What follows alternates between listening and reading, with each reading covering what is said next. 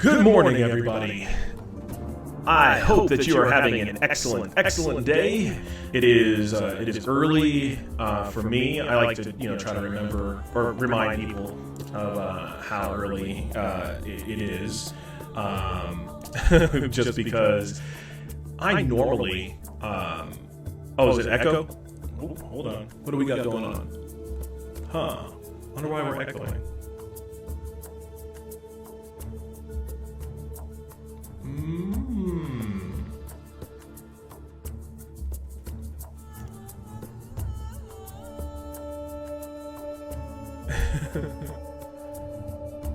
I have no idea why. Let's see. I see. Hold on. How about that? Is that better? Echo slam with my voice? Okay. Anybody? Okay.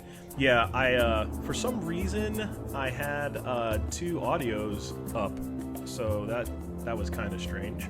But anyway, thank you for coming out this morning and checking out my stream. It means a lot because as a small streamer and somebody who's getting started on the artifact side, it's really cool for people to come by and want to kind of be part of your thing, right?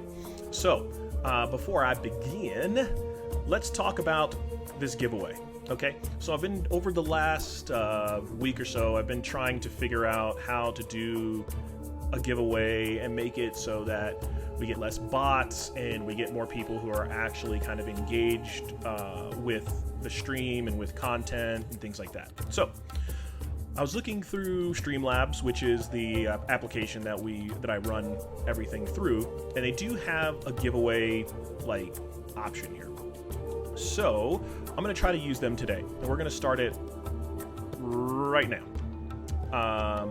And it's going to run for 2 hours, and you have to type !Rob AJG to enter.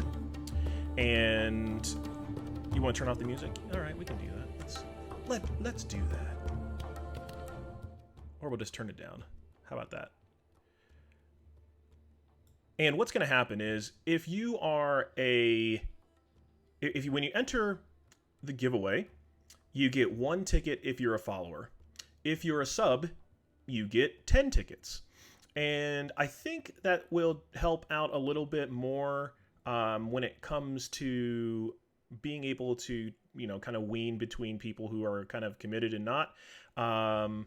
And we'll see how it goes. So we'll let that run. It's going to run for 2 hours. That's when I've got this timer running on my side. And I know chat will be kind of ugly for a little while, but you only have to enter once. I don't want to have to, keep explaining it or whatever it is. But yes, that's what we're going to do on the Twitch side.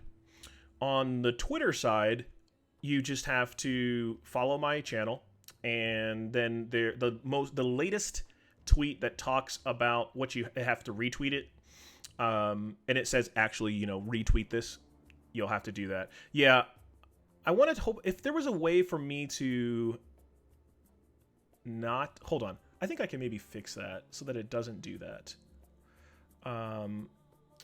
But I'll figure out a way so that Streamlabs doesn't. Maybe I don't know if there's a way to make it so that if somebody does enter, it doesn't show in chat. So I'm gonna work on that. Again, this is my first experience, so I'm trying to find a way to make it so that, it's fair, I guess, or as most fair as it can be, right?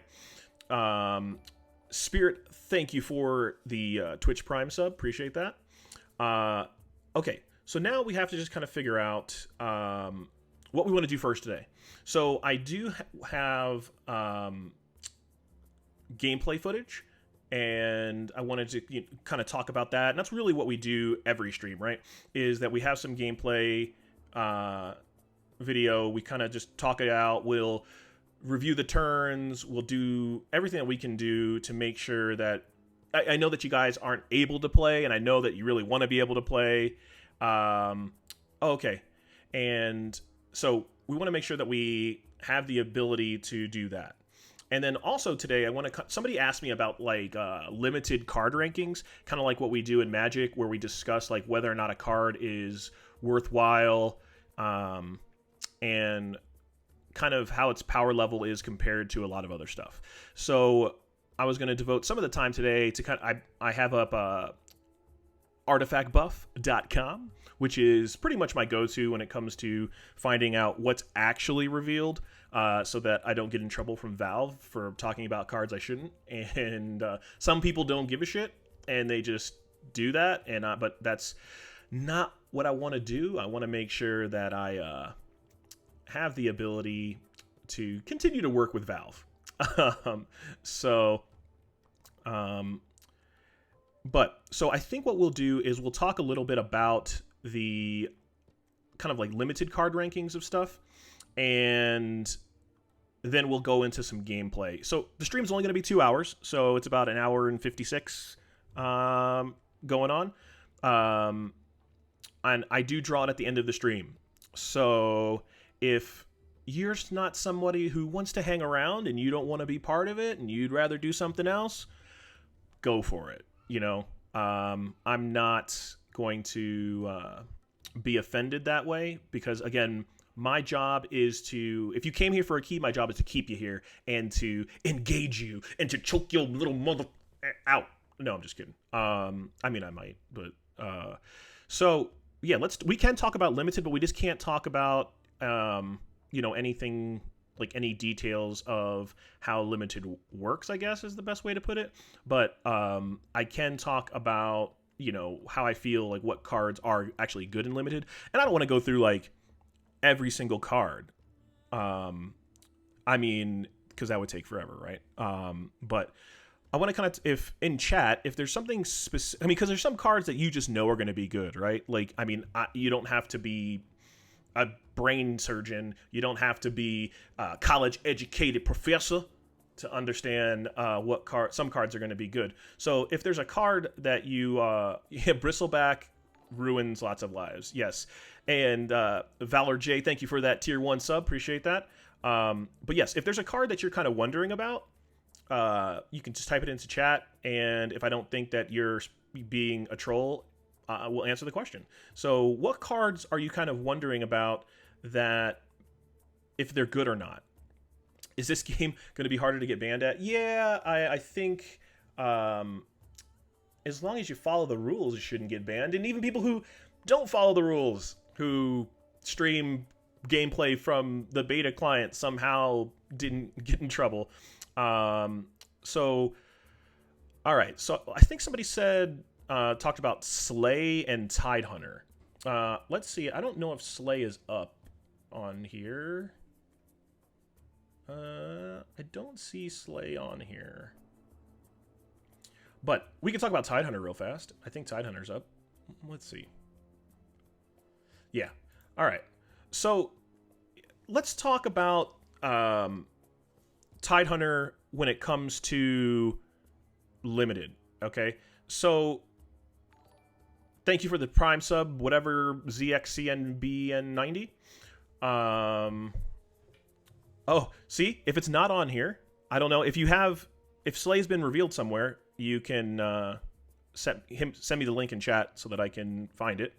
Okay, but here's the thing about Tidehunter, is normally when you're playing red, and this is actually even for constructed too, but in limited, my red decks tend to be obviously more aggro, and they tend to want to generate a lot of gold disparity in my favor early game, because being able to generate extra gold obviously goes a long way to playing these aggro decks, because now I can get through my item deck, I can get all the cheap stuff out of the way, and I have a higher chance of getting to my 1 or 2 good pieces of equipment that I want to get to. But in order to do that in the early game, so we have our initial troop placement, or and like it's ITP, or initial turn placement, however you want to think about it. But in the very first turn, I want to do my best with my aggro decks to get put into a position where I can get in front of a smaller hero and knock them down. And I want to make sure that also, if I ever get put in front of a creep when I'm playing an aggro deck, that I will kill that creep. So I need to have somebody who is at least 4 power from turn 1. And then also, I need to have cards in my deck that will turn my 3 power hero into something that's 4 right away. You do have to be present in order to win. So if I pull your name and you're not here, I will reroll. So Tidehunter doesn't really do that. Tidehunter has 2 power to start. Now, granted, 2 power, 1 armor, 18 booty. 18 big old Sir Mix-a-Lot booty. That's great for a non-red card. Like, if this was a blue card, Lord baby Jesus, this card would be gross. Or if it was a green card and if Kraken Shell was green, that would be so nuts. But it isn't. Okay, it's red. So usually in limited, if you're playing Tidehunter, you're almost certainly it's a splash, or you're playing blue red. You're doing something like that. Yeah. What if I put the Tidehunter card to give an ally +4 attack? Yeah, sure. If you gave Tidehunter extra power, yeah, that's fine. But then you could just do that somewhere else. And then in order to give it extra power, either you're going to have to use spells to do that, because he's by himself, he's usually not going to create a lot of gold, and so he's not a plus EV on, or limited means if you were doing sealed or draft or something like that. That's what limited means. It's not a constructed deck that you bring to a tournament. It's you make that deck that day.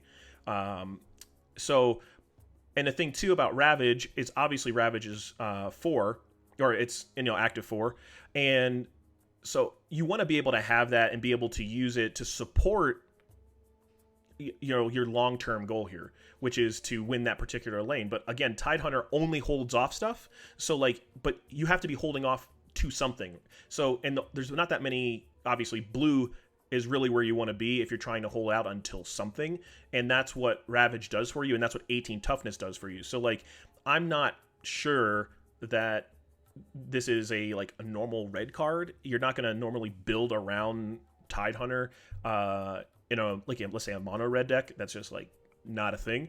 But the good thing about Tidehunter is that you do want it in your control decks, because that Kraken Shell is super, super important. It's not even, ignore the first line, which says modify a hero with +1 armor. I mean, obviously that's good, but the get initiative for 1 is super important in blue, because you get to a point at turn 5. Well, the important turns in blue are turn 5, or going into turn 6 and into turn 7.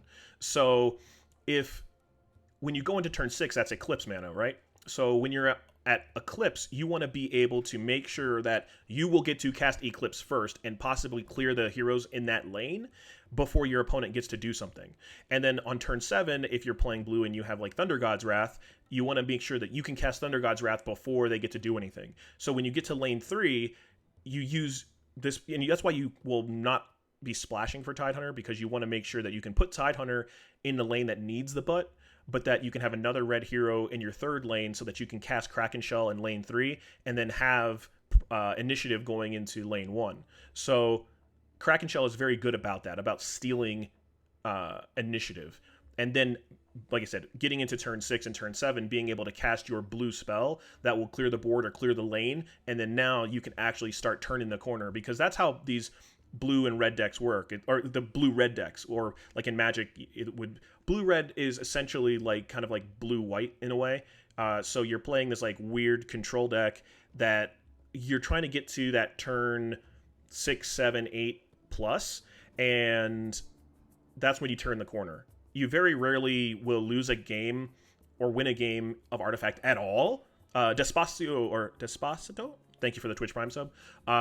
You very rarely will win or lose a game in the very beginning turns, but you want to make sure that you can live to see turn 6 and 7. Otherwise, your blue-red deck will almost certainly not win. So, again, Tidehunter, in my opinion, if you're playing in limited and you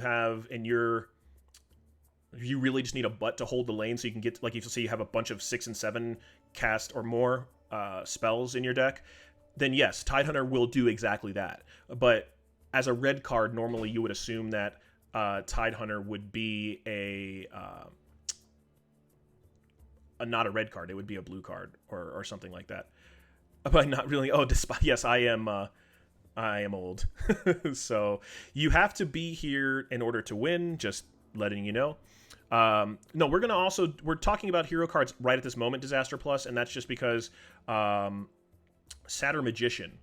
Let's see if he's up here. We're just going to talk about for a little bit on actual cards, and then we're going to get into some gameplay. So, because I know that not a lot of people are talking about how a card maybe affects both, like constructed and limited, and I'm more of a limited guy than I am a constructed guy, so I can give you more insight on that side. Let's see, I think he costs like 5 or 6, right? And I don't see him on here. No, here we go. Cursed SATYR. And then we'll talk about Diabolic Revelation. So I have played this card, and I'm not 100% sold on this thing. But here's what I think in general how you use this card, right? It's a 5-mana 6/6, which is fine, right? And you will get the extra tickets if you subscribe now. And he's cursed, and he's got some people, running after him, and he looks like he's a little bitch, and that's okay. I would be, I'd be scared too if 2/2 zombies were chasing me. Anyway, okay. But here's the thing: it is a 5-mana 6/6. The zombies are only 2/2s, so like that's not that big of a deal, especially in red decks. But you get to attack first with the 6/6, and you get to place this in a board. Here, I'll show you what the zombies look like. I think I saw them on here. Yeah. So this is what chases it. Okay, it's a 2/2. Mebi Boss, thank you for the Twitch Prime sub. So yeah, this is what's chasing this guy, this SATYR. And so at first glance, you think, okay, that's not terrible, because the thing is that you are paying 5 mana for 6/6. Now, it's very rare that this guy will live long enough to make more than one zombie that will chase it. Okay, so, and that's not terrible. Okay, so you get to put it down. You usually get to put it in front of one of their heroes and actually kill a hero with it.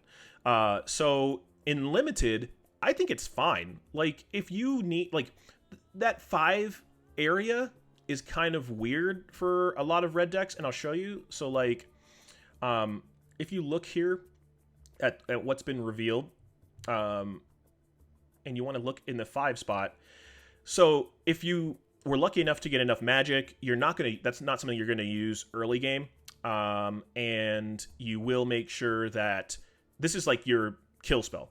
Fighting Instinct is horrible. There is not a card to put a creep back in your hand that I know of so far. So, like, I don't, yeah. Like, I mean, that's a good card, though. I should actually look at all the cards. So, to be fair, I haven't actually looked over the entire, like, thing, so I don't know. And then there's RMP, right? So, Red Mist Pillager. And Nova May, thank you for that Twitch Prime subscription. Or, excuse me, actually just for a tier 1 sub. So, if you look, this is artifactbuff.com for the cards. You can see right now, look at these 5-drops. And these 5-drops are, like, super loose. And,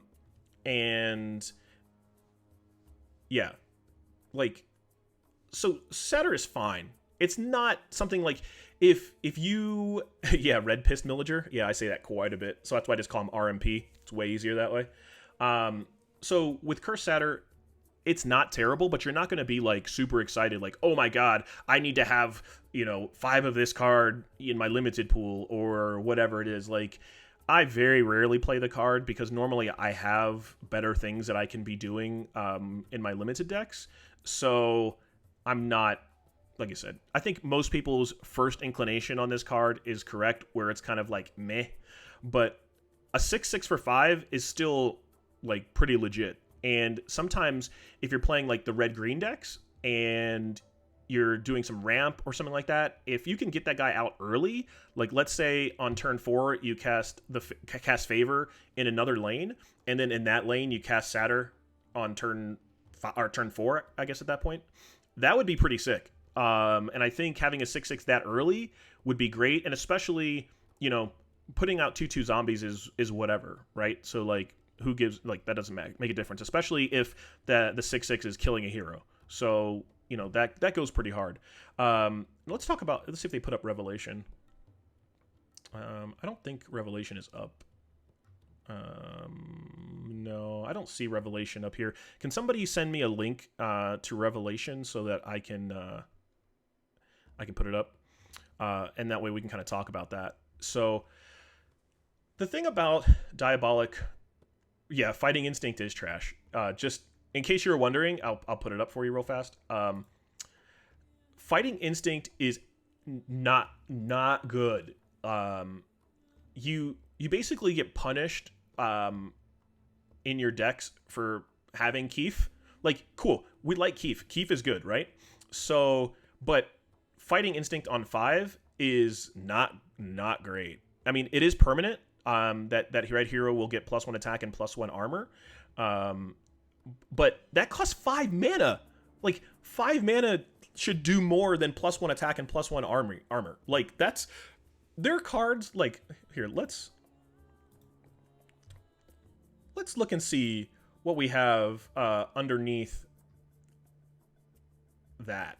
Like, I mean, I'm just thinking about just red. Like, this is, there's just so many, Ray, thank you for the Twitch Prime sub.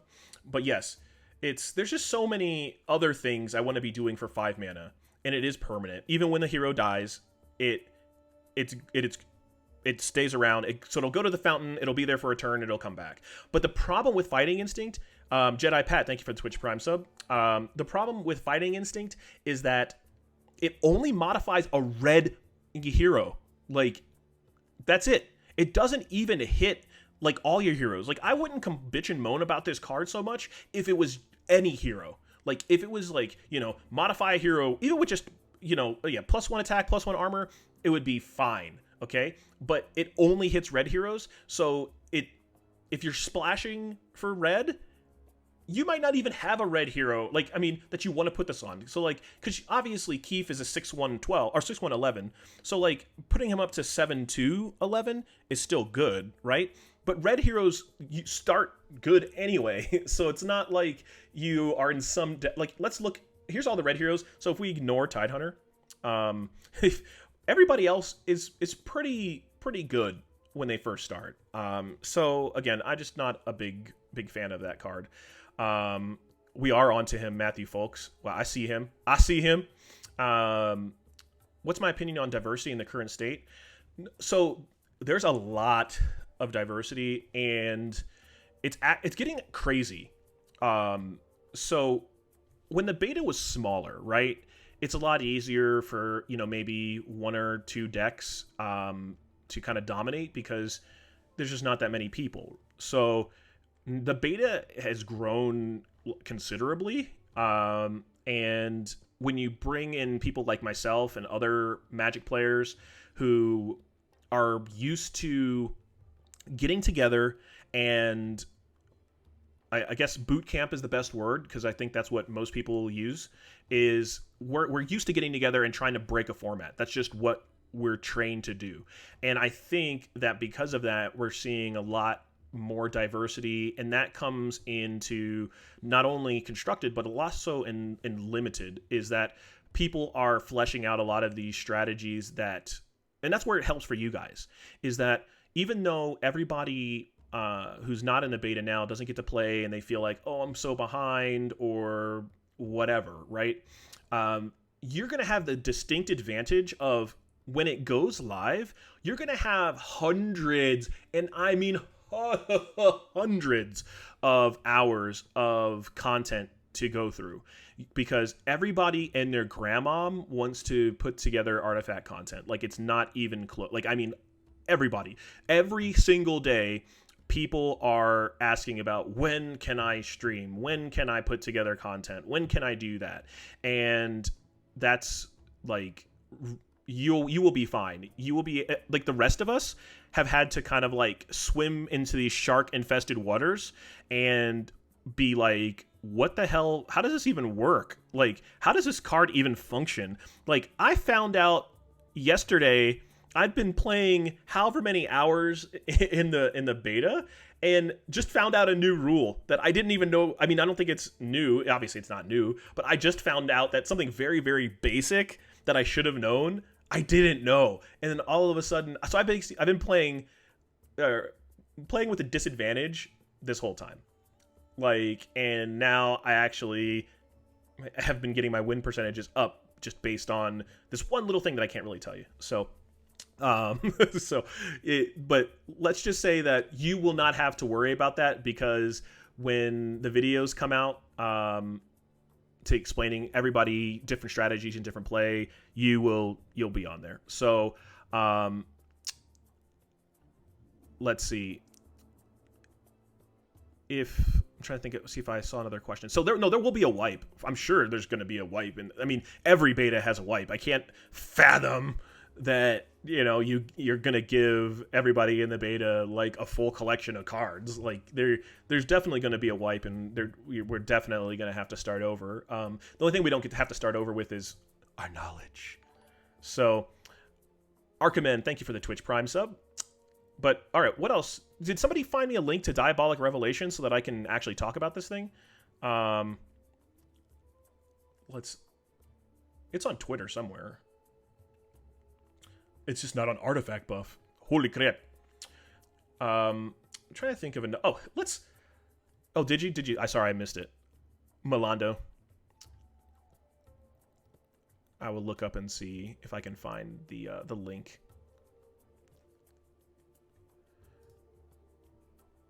And hey, let's see.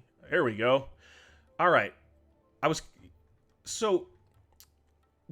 Diabolic Revelation.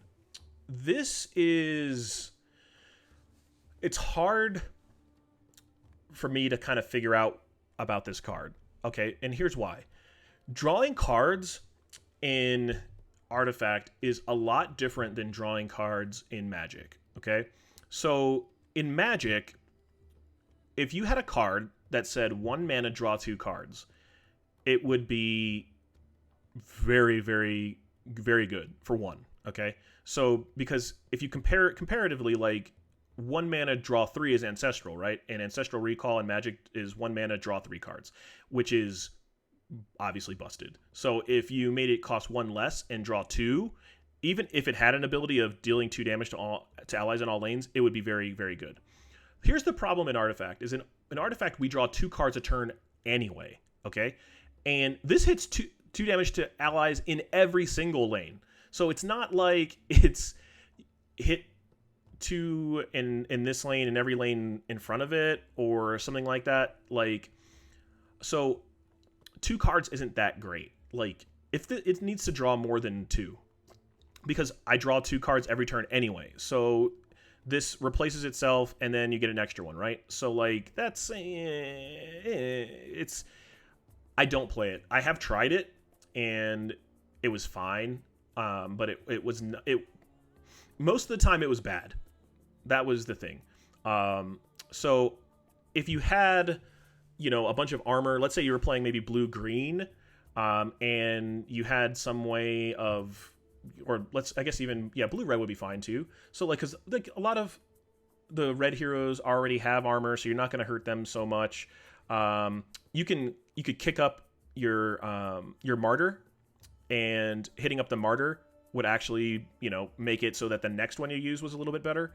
And then see, like I said, there's got like Vanguard gets armor, so there's some things that you could be doing that could make it worthwhile. But again, like two cards is not enough. So I'm down on Diabolic Revelation.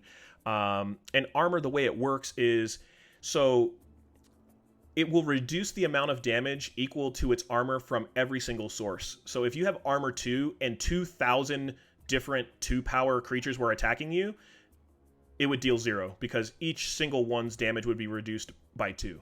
Kermes Bude or Kermes Bud, I don't know. Thank you for the Twitch Prime subscription. Unless it's piercing damage. Piercing damage ignores armor. So, yes, when I was Prey on the Week, like... Is Prey on the Week up here? I didn't see Prey on the Week. Let's see.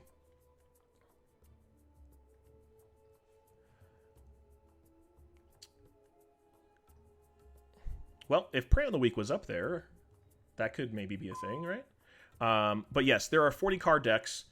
So yes, being able to... I was going to say, was there a Prey on the Week? I didn't see it on here. But...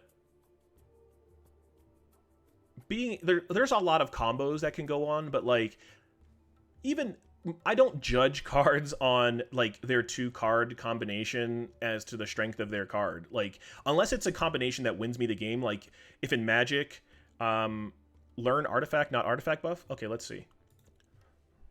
Learn artifact.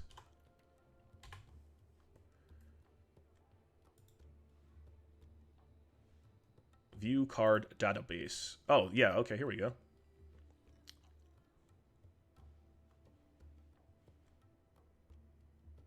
Okay, so they have a lot of stuff that is not quite revealed yet, I see. I have not been to this site, just to let you know. And it's not in order from... All right, so there's a Hound of War. What is that? Okay. All right, I'm just trying to see what's on here. Here we go. Oh, okay. Prey on the Week. Summon of Hound of War for every damaged unit. Okay, so like, yeah, I mean that would be a combo, but okay, like you don't need that to do that. Jeremy's Iron, thank you for the Twitch Prime subscribs. That's what you are. No, subscription. You don't need that. Like that's not like necessary. You shouldn't have to like have another card, another spell, especially for this card to be good. Like I want cards in limited or that are actually just good on their own and that they do their own thing. And this doesn't draw enough cards for me to really be excited about it by itself. So, did somebody say that there was Slay on here too? Well, here, I guess we can just search, right? No, I don't see Slay up here, but I think somebody put a link to... That's Prey on the Week. All right, let's see. That's Prey on the Week. Okay, so if somebody has a link to Slay, let me take a look at it real fast. And Slay is a new card that was released today by Swim. I got it. Okay. Is it going to be revealed later today, or has it already been out? Okay. So, all right, let's see.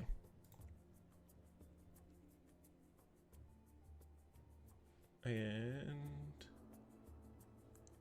I see a video. I don't see... Oh, here we go. Link to the art. Oh, I did not know it was in the video. I missed it. Kamatekazi, thank you for the Twitch Prime subscription. All right, so let's talk a little bit about Slay. Is when you first see this card, right? Like, and if you've played any game, if you've played any card game in the world, if you saw something that says 3 mana, destroy a creature, because that's essentially what this is, because condemn is, you know, destroy in this game. Because Trevor, 2 cards, you draw 2 cards every turn. So if I told you drawing 1 card in Magic, like, you know, 1 mana for draw 1 card is only okay in Magic, and that's kind of like this, in my opinion, it's kind of the same story. So condemning a creep is very good. And if you look, let's go back to this database real fast. And if we just go, if we sort by creep, right? Can we do that way? There's a lot of stuff that we want to be able to kill, okay? And being able to do it for 3 mana is very good, very, very, very good economy on that. But the thing about this too is that we have to remember that heroes are the main, the mamma jamma. Heroes are the end all be all. Nism, thank you for the Twitch Prime subscription.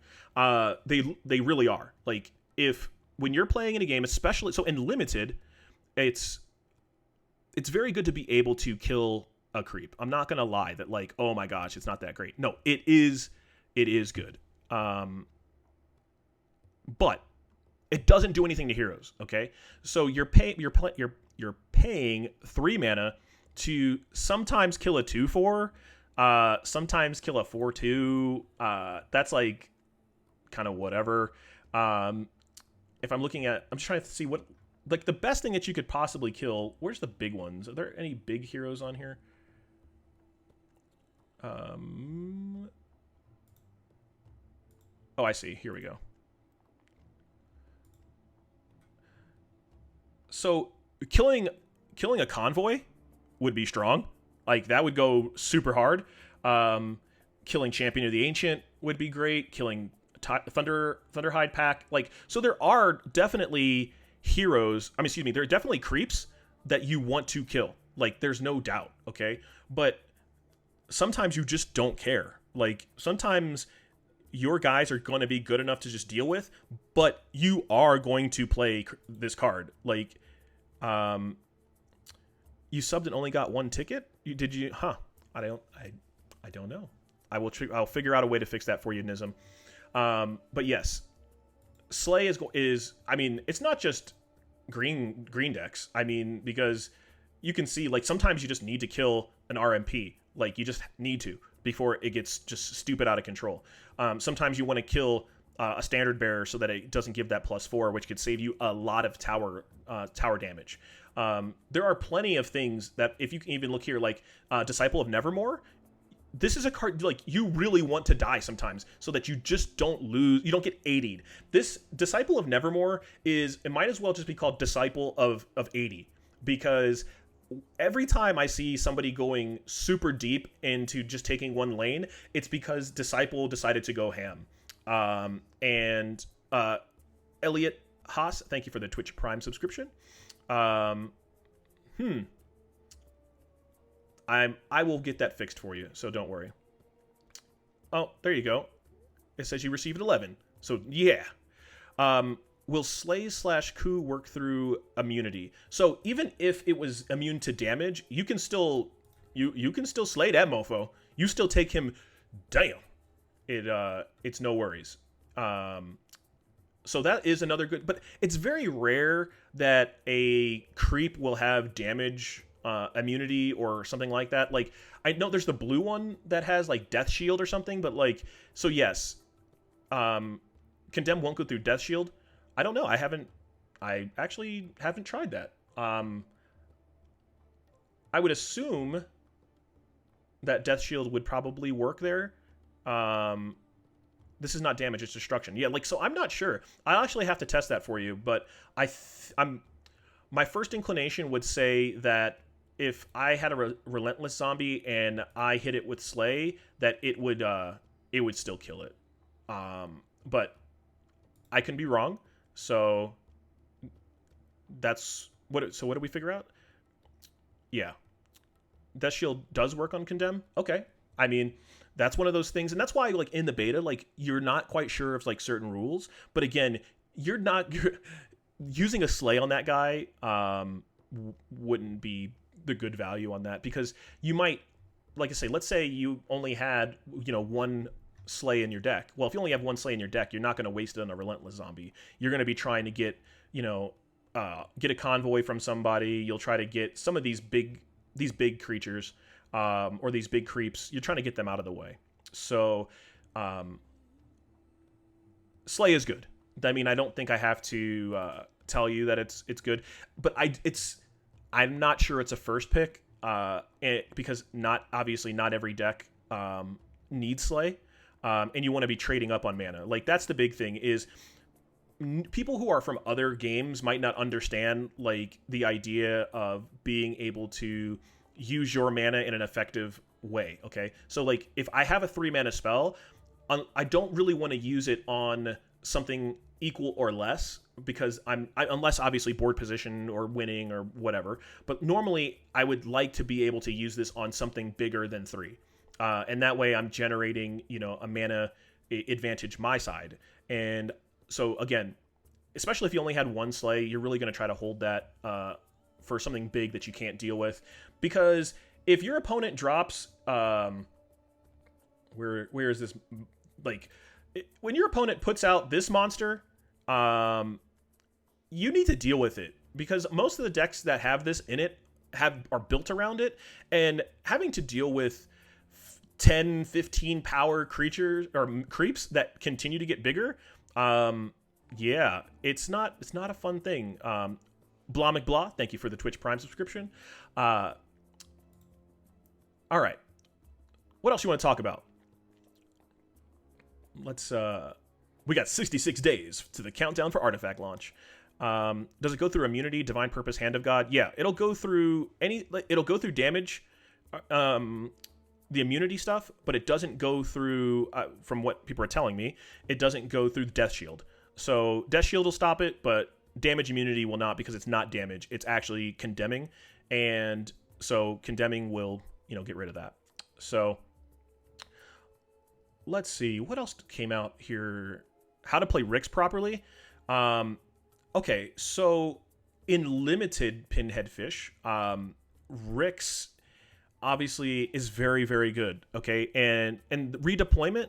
Oh yeah, Meepo deployment is really tough too. So, but with Rix, he's obviously very good in limited, because being able to redeploy all the time is very, very good, because you don't have the same tools that you have in constructed to be able to deal with the equipment that's on it, armor, weapon, whatever's on it, and being able to move freely in between the different lanes goes way harder in limited than it does in constructed. So with Rix, you're really just trying to get in.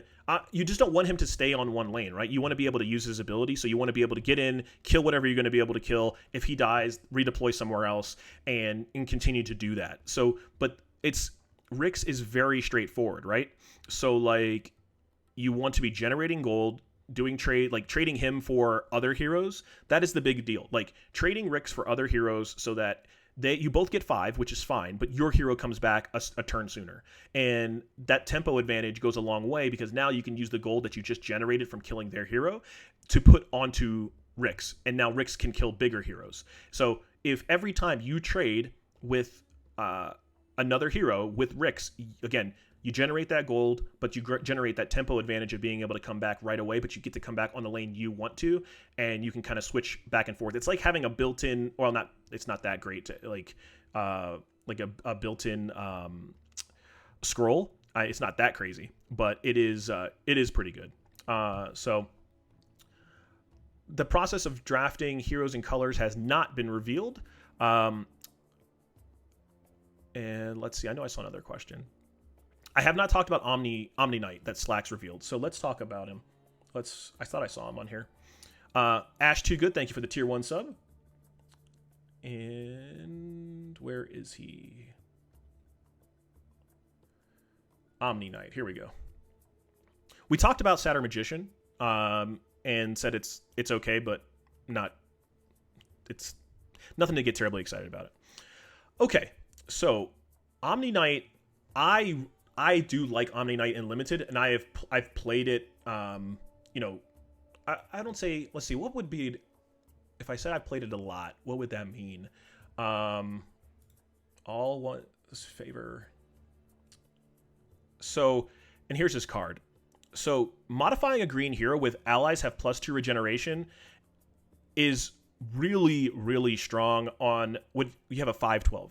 So remember when I was talking about whenever you're playing decks and you're playing any type of aggro deck, you want to be able to get in early, and you want to make sure that wherever your hero places, you're going to have a good shot at making sure, A, if it's in front of a creep, you're going to kill the creep, so you're going to generate gold early.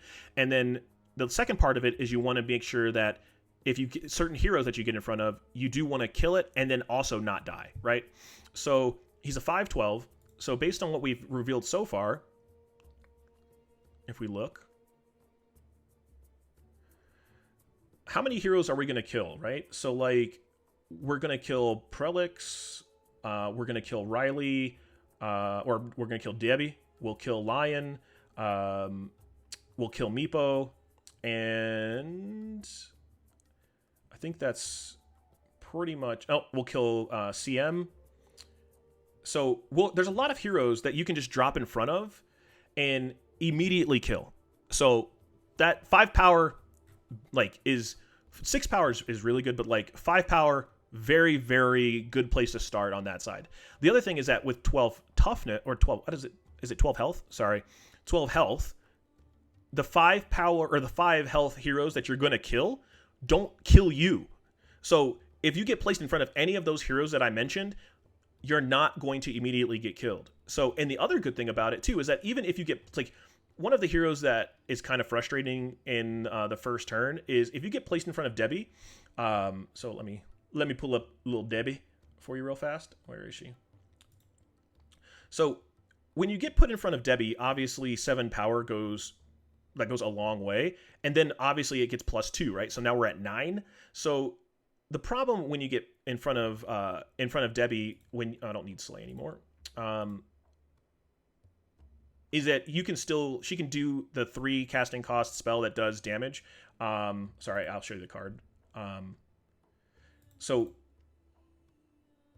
she can do no accident, and now that's 12, right? So, like, that kind of sucks, but at least they have to use a card in order to do it. You just don't naturally kill it. So being able to naturally kill a bunch of heroes without dying and kill every single creep that you get in front of makes Omni Knight just base stats very good, okay? So, but then when we talk about all seeing one's favor, giving all of your allies +2 regeneration gives you creep advantage. It gives you hero advantage. There's just so many things that this card does. Since it modifies it, it stays. And I think when you first start playing Artifact, I'm using learnartifact.com. When you first start playing Artifact, you sometimes have to, like, remember that, oh my god, modifying stays around. Like, that's not something that we're normally used to thinking of. Like, oh, you know, if you do this, it lasts for a turn because that's how it works in Magic. Or, like, equipment in Magic. Yes, it heals the hero. Like, it's... Washi. Yes, I'm pretty sure... actually, I don't know. I want to say that it says allies, so that it might not affect him like, personally. But I have used this card a lot too, so I want to tell you the right answer. But what happens is a lot of the times is I have 2 of these going. Yeah, like, it does stack. Yeah, like, that's what I was gonna get to is regeneration stacks. So, like, when you have like 4 regenerations, like, or +4 regeneration, it becomes really hard to kill this guy. Like, and by really hard, I mean really hard. So it just, I really like Omni Knight. And then when you start getting this gold advantages early, so like when you're plus EV, which is, okay, let's not go inside baseball. So like when you're generating more gold than your opponent, Omni Knight obviously becomes much better, because he has a built-in heal. And then when you put just even a sword on him, and he's at +2, a 7/12 with regen, it goes really, really hard. So when did the stream start? The stream started about 45 minutes ago. And Condemn is only temporary. And that's the other thing, is that just because you kill it once, that doesn't mean anything. Like, it's coming back. And it will come back. And obviously, if it's Rix, like if you modify Rix with the regeneration, like, it's good because obviously it hits the entire board. But that's kind of sometimes counterintuitive because you do want to keep Rix, like, bouncing around. So there's that. But the big thing, like, with this is it's a 5/12. It's strong from day one. Its card is not a filler card that's trash. You're very happy to cast that card on turn 4. Regeneration, what it does is it's a little different than Magic, because with Magic, it can't heal like over other turns because all creatures just heal back to health. So like with regeneration, it has 12. So if it took 2, but you had regeneration 2, it wouldn't take the damage. It would just like, so if you had, let's say you had 2 toughness left over and regen 2, but it was going to take 2 damage, it doesn't die. Like the regeneration is kind of like a shield too. But the good thing is that if it's taken a bunch of damage and then it has that regeneration and it doesn't get attacked anymore, or like it's on an empty board, it will heal up and it will go back. So, and modifications do stay after death. So it's like armor, but it can heal over the armor. So it can go up, it can take you right back up to 12, or if you've modified it to have bigger toughness, it'll heal up to its cap on its toughness. So regeneration is very good, and especially when it's for all allies, because regeneration definitely does heal. Like if your guy doesn't take damage that turn, it will regen what damage it has taken already. So yes, it does heal if there's no damage. Yeah, it's super sweet. Like it works like regeneration you would think it works, right? So like you would think that that's how regeneration should continue. So Ostfala 96, thank you for the tier 1 sub. And then in about 10 minutes we'll get into gameplay. So let's look and see. Let's talk. Okay, I know somebody talked about Meepo strategy, and let's talk about Meepo strategy. Because Meepo is a tough cookie, right? Because you feed gold. He only has 5 toughness, right? The PAX decks are not very good. Zeich, they just aren't. Just to let you know. But so here's his card. Divided we stand, which is summon a Meepo. Okay, now being able to pay 4 to summon a whole extra hero is pretty good, right? Like having, when your opponent only has 5 and now you have 6, 7, and 8, like it's pretty good, and that's why I like playing Meepo. And then you also have Poof, so that you can now move him to an allied Meepo's lane and deal 2 damage to the neighbors, right? So all of those are the reasons that you want to play Meepo. The problem becomes is even when you have an advantage, a Meepo advantage, and you have like 2 or 3 Meepos that are like on the board, he does have the full 5 gold bounty. All right. So when you smack him up and everybody dies, then you get hit. Let's say you had 3. Your opponent's going to give them 15 gold for killing 1. If you had all 4, they're going to kill 1 and get 20 gold instantly. So that's hurtful. And especially when that's your strategy, right? Like, so what I've found from Meepo has worked. 4 mana for a 4/5 is okay compared to 4 mana creeps, right? Like, it's not great towards like, no, I don't run them in mono blue because my mono blue decks are more control decks, and Meepo is not a control card. So you have to find a way to obviously modify your Meepos somehow. You have to find a way to get them bigger toughness. But even having, does it all respawn together? So like if they all died together, yes, they would all respawn together. So, but like, let's say you were playing like, so here's where you have to build your whole deck around them. So like in limited, yes, each Meepo has their own item slots. So it's not like if you equip one Meepo that they all get that same equipment. So like if I gave one like +5 toughness, they all get +5 toughness. It doesn't work like that. Like they're all their own individual little creepy gremlin, whatever goblin thing he is. So they all have to have their own stuff. So like you're only as strong as your weakest Meepo, and that can be a problem. So, but if you can modify him, yeah, no, there will be. So he said, so Piff Paff's like, get the F out of here with limited. Nobody cares about it. There's no tournament will ever be limited. Oh, that's what you think. That's what you think. I can guarantee you, I will guarantee you that Valve will run large limited tournaments. 100%. Because that is Richard is all about limited and all about just being able to play, both sides. Okay, so like that is not like new information. Okay, so like like a lot of these cards, you can just look at them and know that like this is a limited card. This when the designers made this card, they designed it for a limited format. Okay, they didn't design it for constructed formats. So, and that's what Richard did in Magic. Like that limited is where you don't come with your own deck. You build a deck when you get to the tournament. Like they give you booster packs and you open your booster packs and you make a deck. Dinosaur Tamer, thank you for the Twitch Prime. Or it's draft where like you open a pack, you pick a card, and then you pass your pack, and then you get a pack from your neighbor and you open a, well, that's how it works in Magic anyway.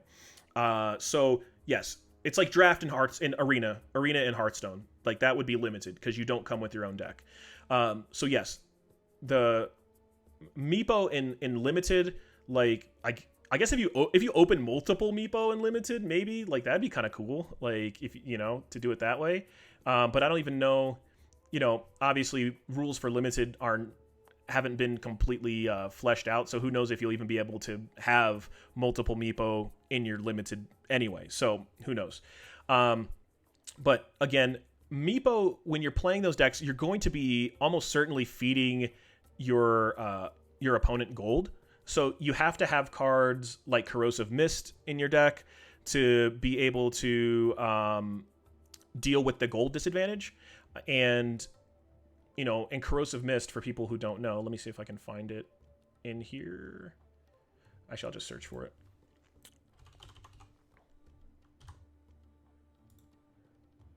So Corrosive Mist is one of like when you're playing Meepo, you could be playing like the blue-green like control, and then late game get into being able to overrun them with Meepos.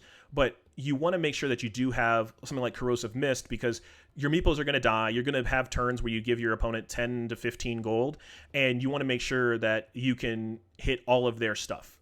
And the closest way to remove gold from your opponent is Corrosive Mist, because they're like flush with gold, right? So they want to be able to push their advantage and then make sure that when you drop another Meepo that they just kill that one too, because their guys are so big. So you do want to make sure that you have Corrosive Mist, which essentially steals gold from them. It says 5 mana, destroy gold. Like Omni Knight and Meepo, like those guys would work hand in hand, because now you have regeneration built in, right? Does this kill items of dead heroes? No, it has to be all of the everybody in that lane would have their equipment destroyed. So you can kill Apotheosis Blade, you can kill all of the like Blink Dagger. Like Blink Dagger is also awesome, obviously, but like if we look at just on the item side, hold on, I pushed it. Oh, whatever. Anyway, so like, yes, Meepo feeds gold. It only hits the one lane. It doesn't hit all lanes. So you just have to find, if you're playing the blue-green deck, like if you have, your Omni Knight somewhere. Let's reload this page. So yeah. Oh, my search bar was on Meepo. Is that why? Okay, thanks. So yeah, Corrosive Mist. So blue-green. Again, if we talk about constructed, yeah, like you could make a Meepo deck and then have the cards that are necessary in order to be able to protect them and to make it bigger. It does not say all lanes; it only says one lane. Yes. So, and then being able to poof also helps, because you can multiple poof. So, like if you have a couple different Meepos, then you can push one and then, you know what I mean, like into the lane, deal 2 damage, push another one in, and now it's going to deal 2 more, so now you've dealt 4, so you can kind of like get rid of the things that are in front of the Meepos. So that's always nice. And then, like, again, you want to make sure that you can try to bait your enemy into buying big items so that you can Corrosive Mist, because if they don't buy big items, they buy just a bunch of little ones, that's fine too, because if, he's got, let's say, 30 gold or 18 gold worth of stuff in a lane, 5 mana to destroy 18 gold is fine. Like, that's which cards are the most frustrating to play against? Like, I mean, Eclipse can be kind of he can and he can travel. He can poof in his own lane. So like if there was a 2 power, let's say there's two health guys in front of him, he can just poof in his own lane and then destroy the guys.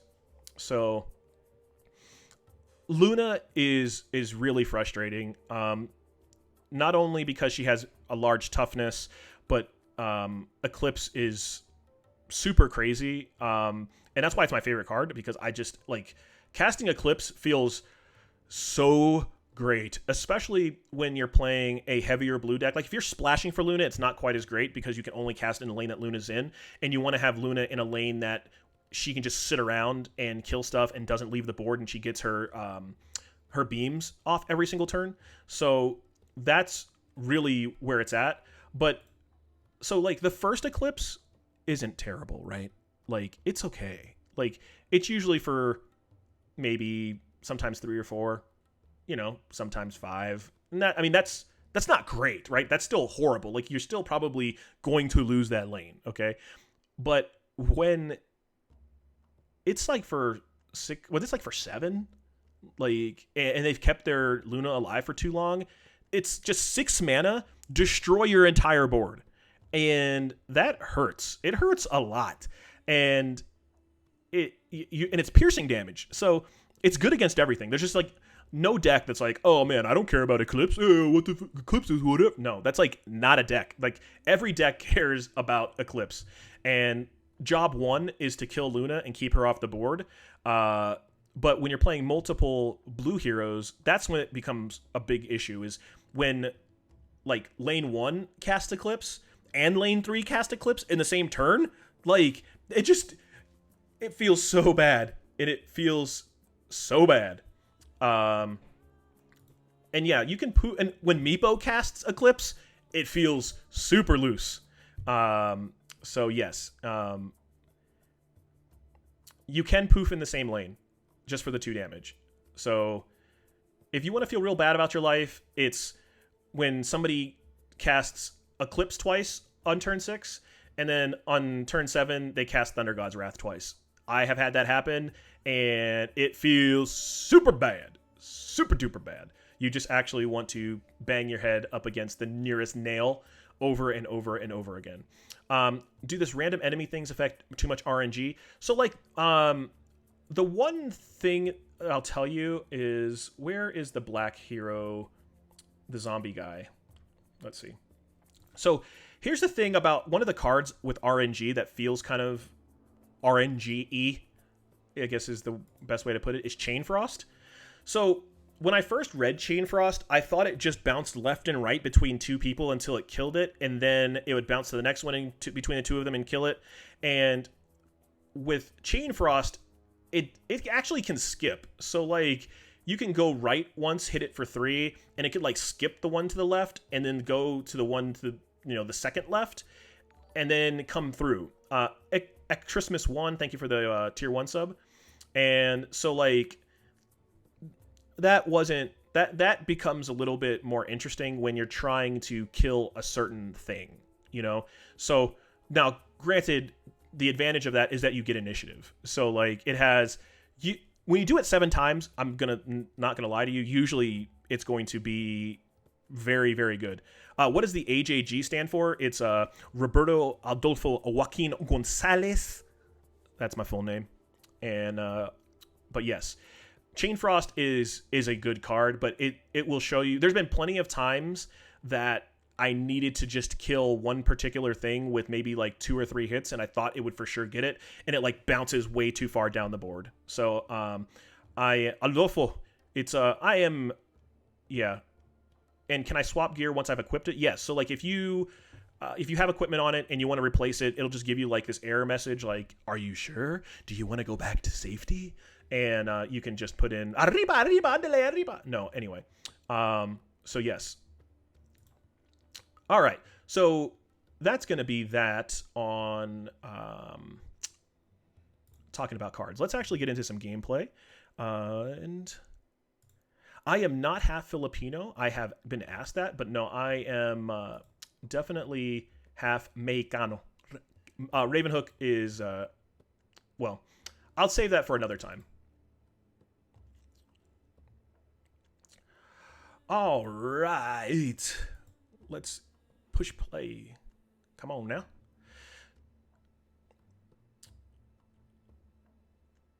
All right, so actually, let's go back a little bit. Sorry, so I can actually talk about what we're seeing here. So this is going to be the green black money deck, and against the blue black aggro deck. So strategies with these two decks in the pre-cons are the green black deck, and for everybody who doesn't know, it's called the money deck because all it's going to do is it's trying to just make as much gold as it possibly can, put an astronomically big piece of equipment on Rick's, like Apotheosis Blade or something like that, and be able to run it like that. So the problem with the green-black deck, as you can see, is when we look at the power of the actual heroes that you're bringing in a 4 power, a 3 power, 6, 7, and 4. Okay? So that is not really where you want to be at when you're talking about trying to generate a bunch of gold, right? Because we need to be at least 5 power in order to be able to kill heroes that we jump in front of. Now, in this matchup, you can just look and see the only hero. So our biggest power is 7, right? So if we get in front of 4 of their 5 heroes, actually, no, if we get in front of any of their heroes with Debbie, we'll kill them, right? But everybody else it's hit or miss. So, but our green heroes will never kill something when you get put in front of it, so it does become a little bit more difficult to kill stuff. So now the blue-black deck, what it's trying to do is go as wide as it possibly can, and win that way. But then it also has the ability, because it has Zeus, when it gets to turn 7, it can cast Thunder God's Wrath. But yeah, it has Jamoy in it, and Jamoy is not that good. I very, very, very, very rarely play Jamoy in anything. But Crystal Maiden, I do like. Sorla's good. So yeah, but that's only 2 of them.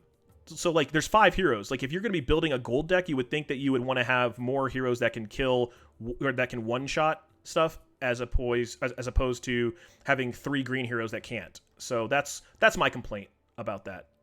So let's get in. Let's talk about initial troop placement. We're going to talk about our initial turn placement. I am in the closed beta, by the way. All right. Let's pause it here so we can look at our ITP. And ITP is your initial turn placement. And initial turn placement is where people get the most frustrated because they feel like it's the most RNG. So that's why they're kind of like, oh, I don't, there's so much RNG and artifact. Like, I don't know where my heroes are going to place turn 1 or creeps or whatever. Like, okay, fine, right?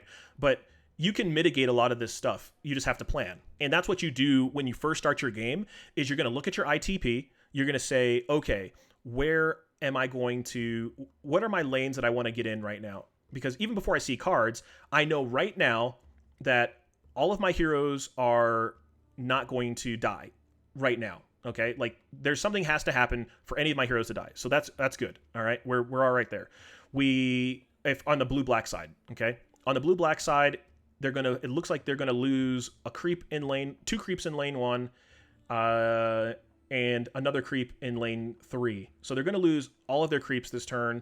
So that's ITP is initial turn placement. So your very first turn, it can be initial turn or initial troop. So it's basically your first turn where initial troop placement. It's basically where everything comes in the very beginning, because you don't have any control over where any of this goes. So this is like the initial RNG that you have to deal with, and you have to plan your game around it. So we know the blue-black deck is going to lose. It's the flop. Yeah, basically it's the flop in poker. We know we're going to lose all of our creeps if we don't do something about it. And on our side, we are only going to kill 1 of them. So right now we're looking at a 3-to-1 gold disadvantage, so they'll be able to buy something at the end of this turn as opposed to us. So we're going to have to figure that out. Oh, look, camera move. All right. Eventually this camera will get put to...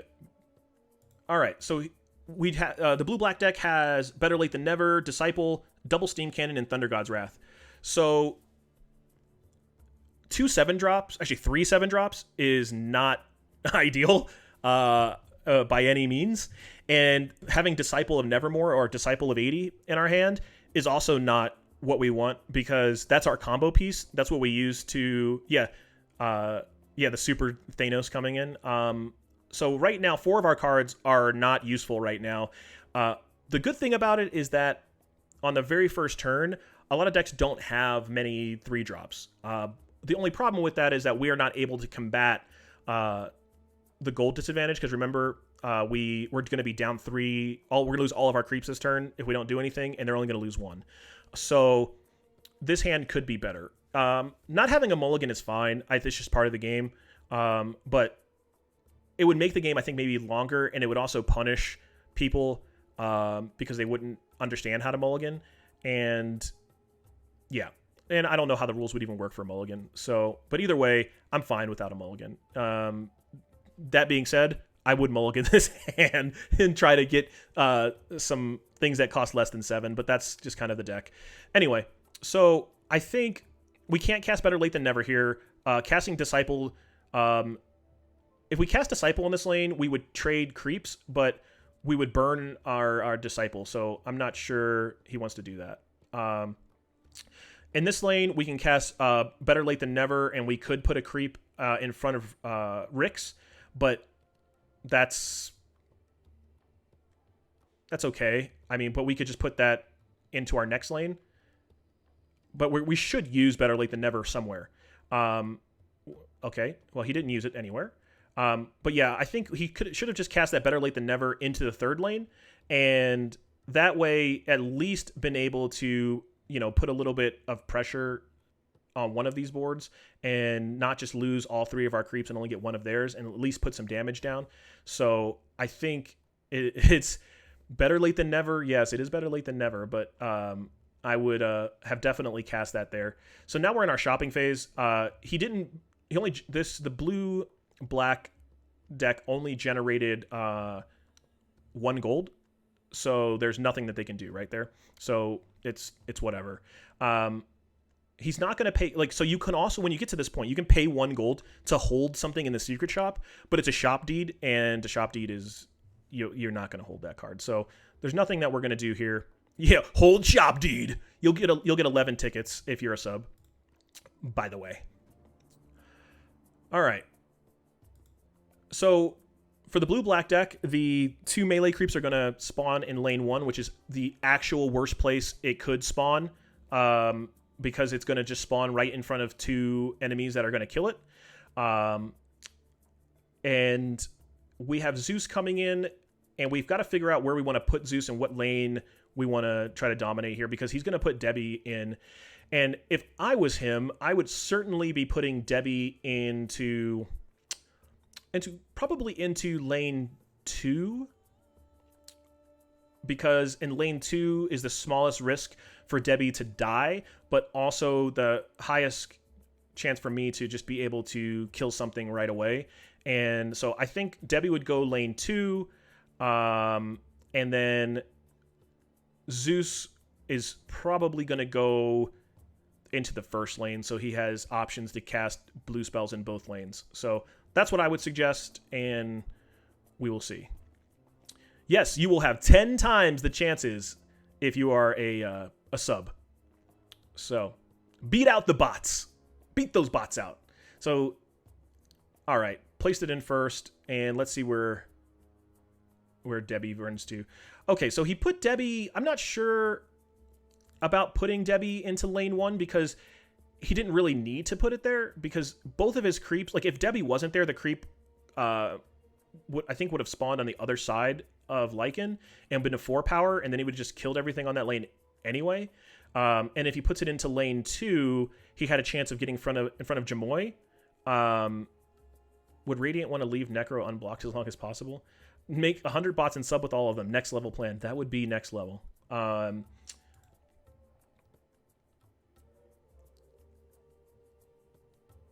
right. So let's see what we get. We draw Battlefield Control and Strafing Run. Okay. So we can do 2 things in this lane. We could better late than never. I mean, we're almost certainly going to cast Strafing Run first. let's just get it out of the way. Let's kill the creep that's in front of Zeus and save ourselves the 4 damage there. The 2 creeps that are in front of his heroes are going to die no matter what. There's nothing we can do there unless we wanted to. We could battlefield control the 9 damage from Debbie over to one of our other creeps and save it. Slock the Sock, thank you for the Twitch Prime sub. But I don't know if we want to waste a battlefield control just yet. So we do have initiative, so I would just cast Strafing Run to start and then pass, as opposed to the better late than never, because I just don't want him to know that I can put another creep here just yet. So I definitely would not use battlefield control because we only have 3 in the deck, so we want to make sure that we keep those for when it's going to be super important. So, and then once we do that, because of hold on, if he was over his Zeus's ability, you would see what would happen. Because when we cast that the better late than never, it'll do another 1 damage to that creep, which will increase the. All right, so he did Gold Mine, so he can't do anything. So now we'll just do the better late than never, place it onto the right side of our black hero, and do 1 more damage to that melee creep, which will kill it. Give him +1 health, and we'll be rocking and rolling. But he just did nothing instead. the thing and here's, I'm sorry, but the frustrating thing about watching videos from PAX is, so I did fly to PAX. I brought a camera. I worked in the booth with the Artifact guys for like 3 days doing video. Is people didn't read their cards at all. Like at all. So things like what we just saw last turn, where he could have put a creep into that lane, killed the other one, and been ahead. People just don't know. So that's all right. They're new. It's fine. So he wants to do better late than never in this lane. Suspect. It would be less frustrating if you played the beta. And yeah, Glenn, I have asked multiple times if I could stream the beta if it was just the PAX decks, and no. Big fat no. No. They said you GTFO. So yeah. But again, right now the blue-black deck is just trying to live to turn 7 so it can do double steam cannon, because it's really hard to lose if you have double steam cannon. So to put it into perspective,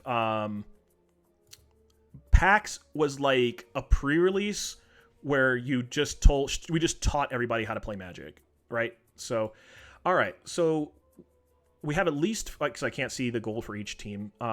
That's my bad.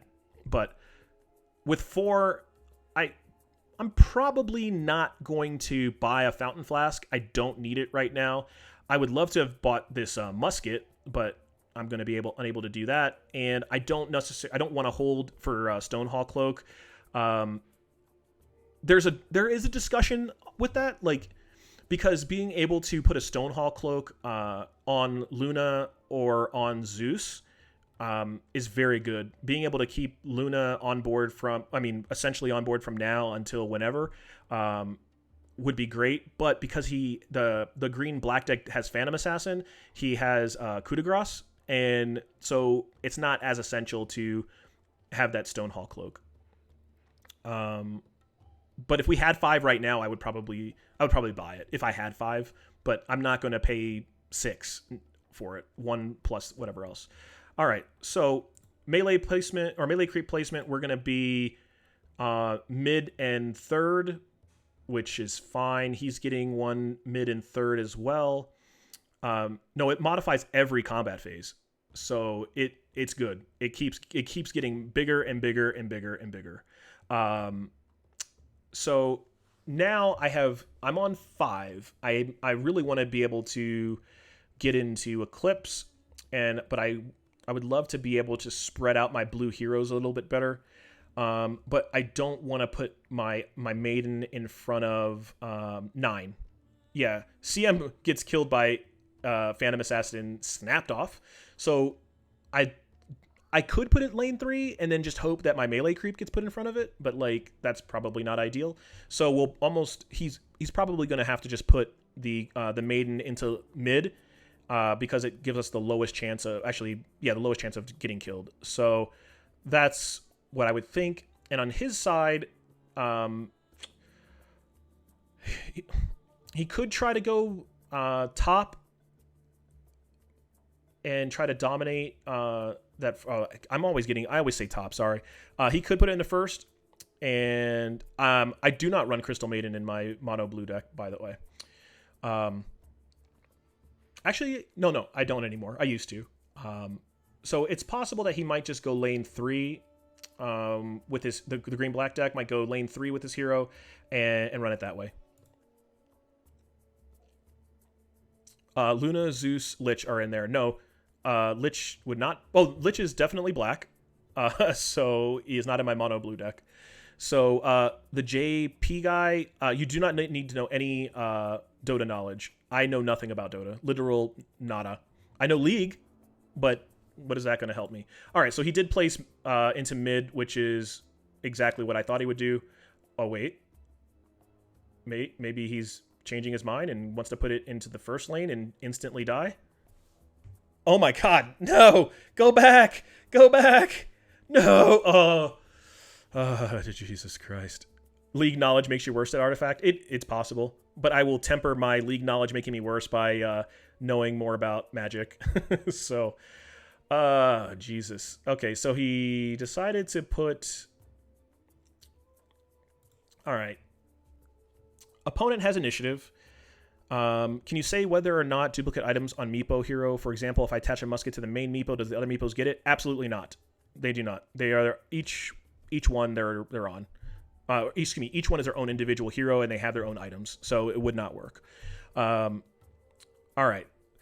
So we've got a 9-3 coming our way. We could put a Vandal in front of Lycan, and then Battlefield control Debbie over to the Vandal to keep the Maiden alive. So there's that. That would be probably the ideal play on this side, but obviously our opponent still gets to do stuff. Not even boots. No, nothing is shared. Not even a handshake.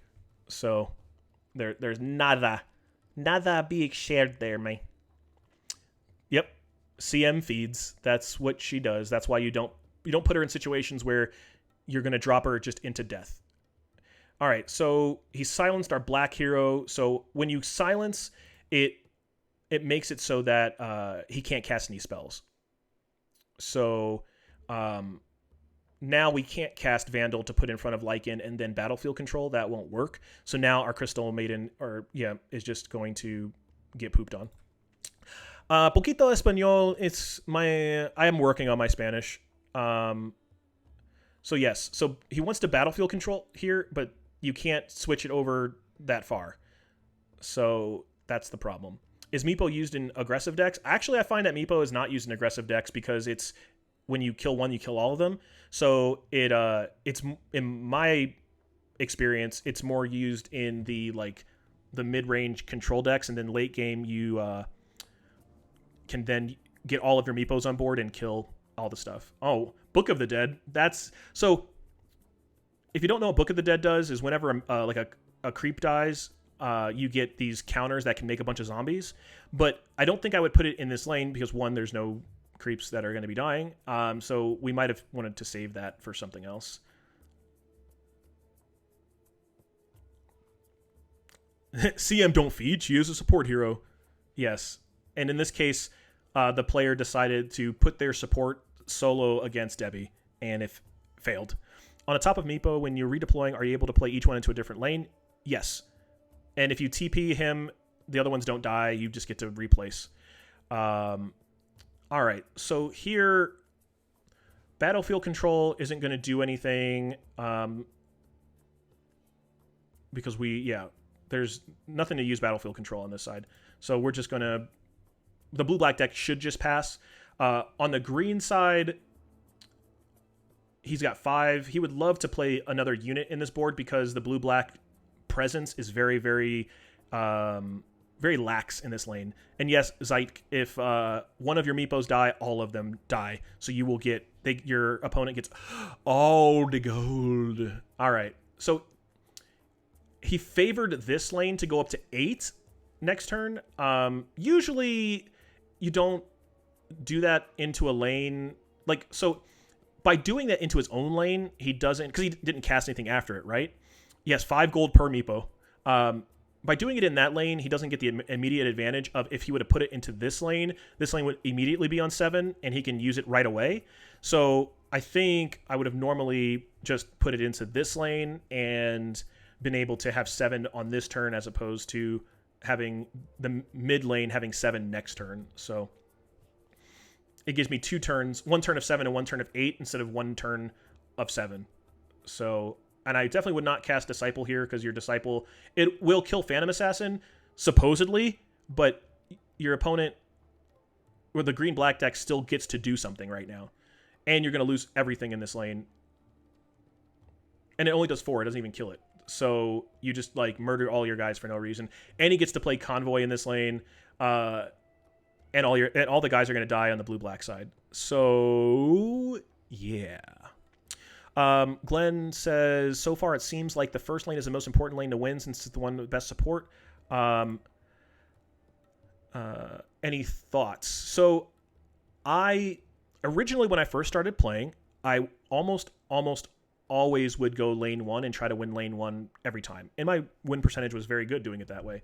And then I tried to change the strat to see if I concentrated more on the second and third lanes, if that would work.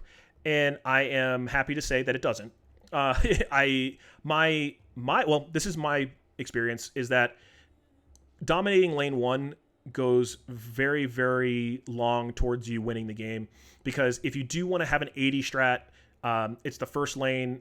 If you get 80 in that lane, or 120, 80 plus the 40, you win the game immediately. So you always have that strat available to you by by winning the first lane and being able to cast cross spell stuff.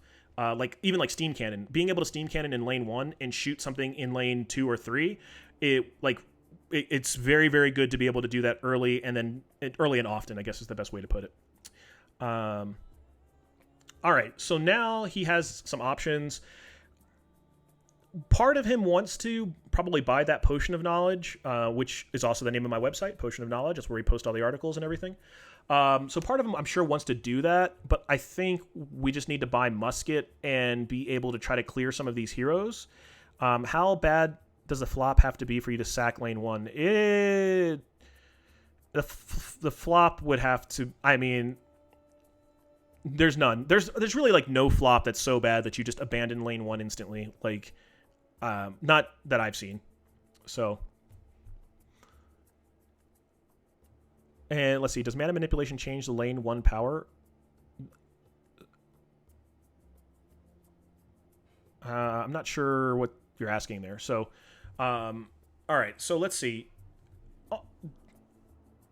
All right, so he bought Musket behind it. Great.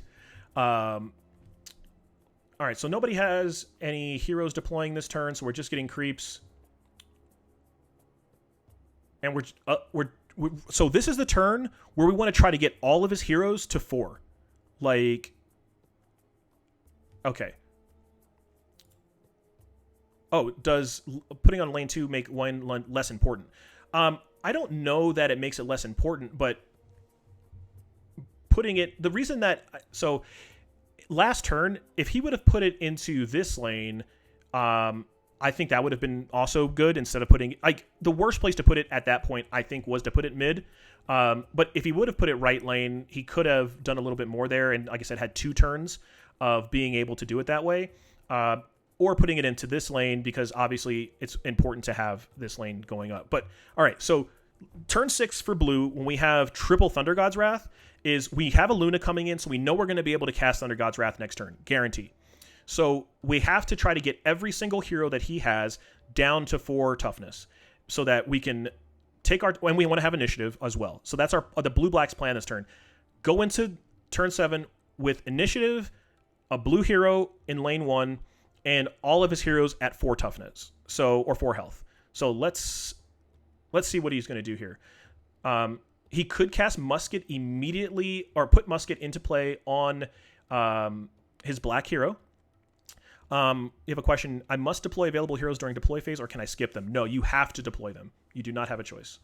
So take musket, put it onto your black hero. Dangle Zero, thank you for the Twitch Prime sub.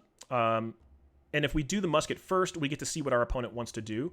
But the other problem if you do musket first is he might kill our blue hero. We might not be able to cast Better Late Than Never. So, or he just does nothing. Okay. That's insane. Yeah. Musket. All right, so he cast Mists into the third lane because he wants to win that lane. So it looks like we're just dead in lane 3. So now, musket. Oh my god. Okay, so not casting anything isn't an option in that lane.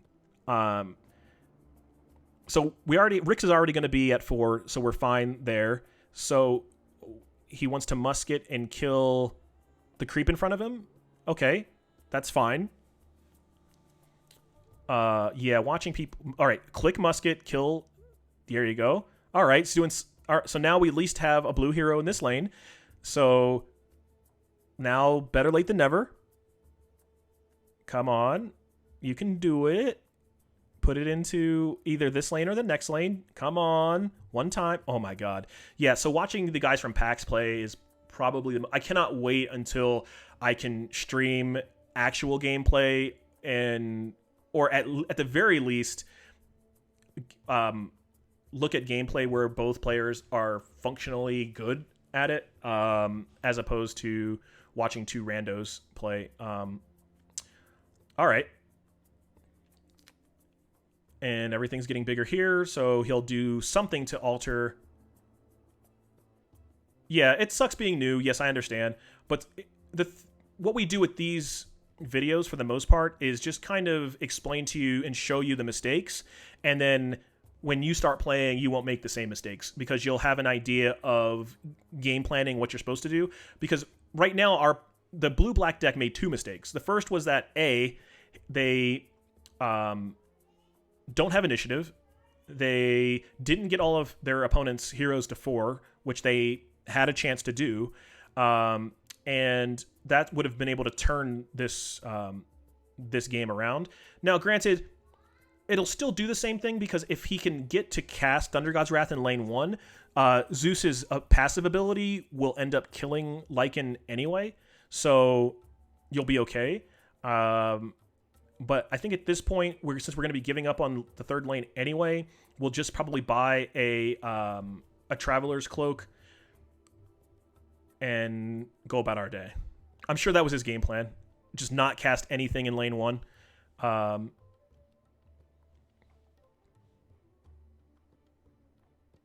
right, so our biggest worry now is that he kills our blue hero, or he kills Zeus with initiative, like he cast Coup de Grace on Zeus, and then we can't cast Thunder God's Wrath.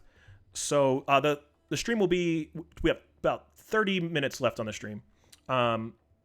So we are worried that he will kill our blue hero or silence all of our blue heroes, and then we won't be able to cast it. So we can't play around both. So we're almost certainly going to just put CM into lane 1, and then we're going to put our black hero into lane 2, so that way we can cast Steam Cannon and have that available to us to try and kill something else. So the thing about this is that had we done it correctly, we might have been able to use Zeus's ability to deal 1 more damage to his incoming hero. And then when we cast Thunder God's Wrath, it would only have 4 toughness, and then when we Steam Cannon, we could kill it. So we could just burn every single hero he has and do it that way. But we will not have that option. Blue-Black wasn't the worst deck at PAX. It was just the hardest deck to play at PAX. Do not put a Crystal Maiden in there. Or definitely do not put it over there. Do not put it into lane 3. Like, of all the places in the entire universe, put it in the trash can before you put it into lane 3. Putting it in... What are you... Let it go. Lane 3 is dead. There is nothing you're going to do there. Oh, God. MTG World Stream has started. How do I feel about Jerry T? I support Jerry 100%. I think that Magic has not given anybody a chance to actually like live the dream consistently. So yeah. All right. So if our opponent coup de graces Zeus, we're gonna have a problem. And if he does do that, we'll cast Steam Cannon, and kill Debbie. If he does kill our Zeus, if he doesn't kill Zeus, we will Windmill Slam Thunder God's Wrath. Yeah, I understand they want to pay mana. They want to spend mana in lane 3, but there's nothing they can do in that lane. And I would rather try to win these first 2 lanes. Okay, so we put armor in. So that's not going to... Well, yeah. So that hurts. But we can come back and kill Debbie. Oh, it's piercing damage. Pfft, never mind. What was I saying? Get out! And let's see if Lycan actually died. It didn't. So... Oh, there it goes. Got him. I was going to say, I think that that's going to trigger. And Battlefield Control, we're not going to use that. So now we're in much better position in lane 1. We're going to play Untested Grunt. Oh, God. Okay. In this lane, we can't... Oh, my God. I was going to say, we can't Battlefield Control here. Yes. The first artifact tournament will give away more money than anyone has ever earned in Magic. All right. So we've got siege damage coming in, but we have we have 34 toughness on our tower, 34 life. If we Thunder God's Wrath is not what we're going to do here. So the very first thing is draw a card off of Jamoy and see where that gets us. And then we can Conflagration into one of our lanes so that next turn we can do Thunder God's Wrath again. But we've got to find a way to win both these lanes. So, but we got to draw a card with Jamoy, and he might not know that that's what that does. So, like, he could Conflagrate back into lane 1. He could also Conflagrate into lane 3 and then Battlefield Control, but you don't want to Conflagrate into this lane. Okay. Artifact might have the same problem as Dota 2, top-heavy prize distribution. That is definitely not a problem. When it's, I'm going to assume it's not just $1 million for first. It'll go down. But when you have those big prizes, 3 million for third, yeah. Draw a card. There you go.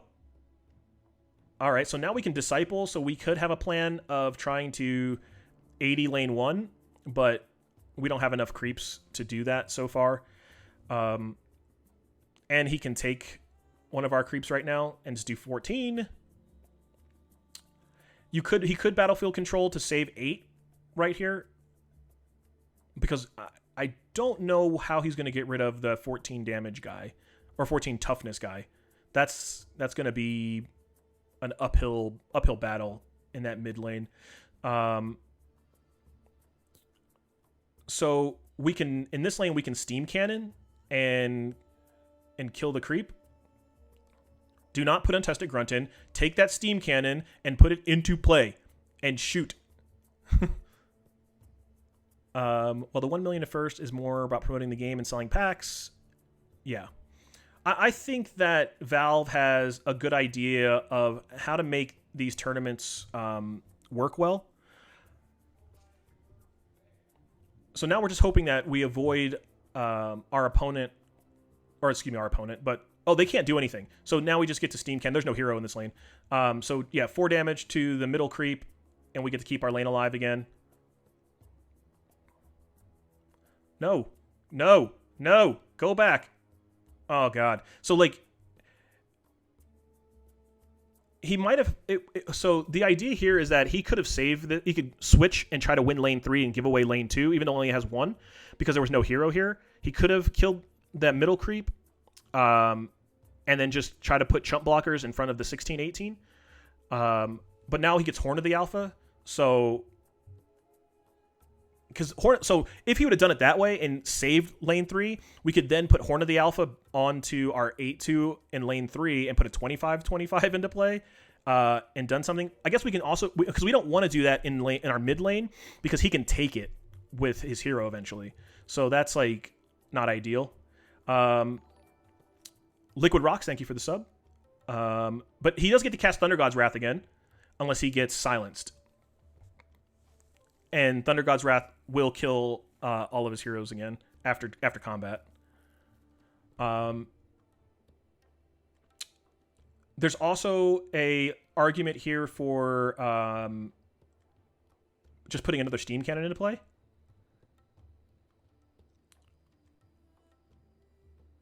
But Thunder God's Wrath is probably where it's at, because now he doesn't get to do anything for 2 lanes. And we're going to kill his Ricks on this lane. Are you scared that these people get beta keys? Maybe. Wait, is it allowed to increase the chances on subs? Oh, I don't know. I don't think so. It's an option in my Streamlabs. So, is it me or is this match last way too long? Also, these animations don't help. So, like, I was reading somewhere where people were saying that matches were going to last like 15 minutes, and I just don't see that like ever, I guess is the best word to put that. Like, I almost always, every match is always like turn 6 or 7. Horn of the Alpha we do not need to use in this lane. I think we can just with our 3 mana we could just I was gonna say we could just put an Untested Grunt in this lane, because we don't really care about killing Ricks so much. Ricks can stay in this lane so that he can't support somewhere else.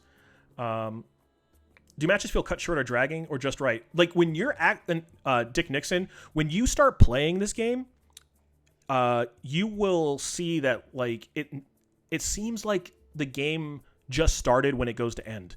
Like, they don't feel long when you're playing by any means. So yeah, I had a game of Limited the other day that went like 48 minutes, and then I also played a game of Constructed where it almost went a whole hour, and that wasn't just because like people go, oh well, you were reading the cards, things like that. No, like, I know what my cards do. There's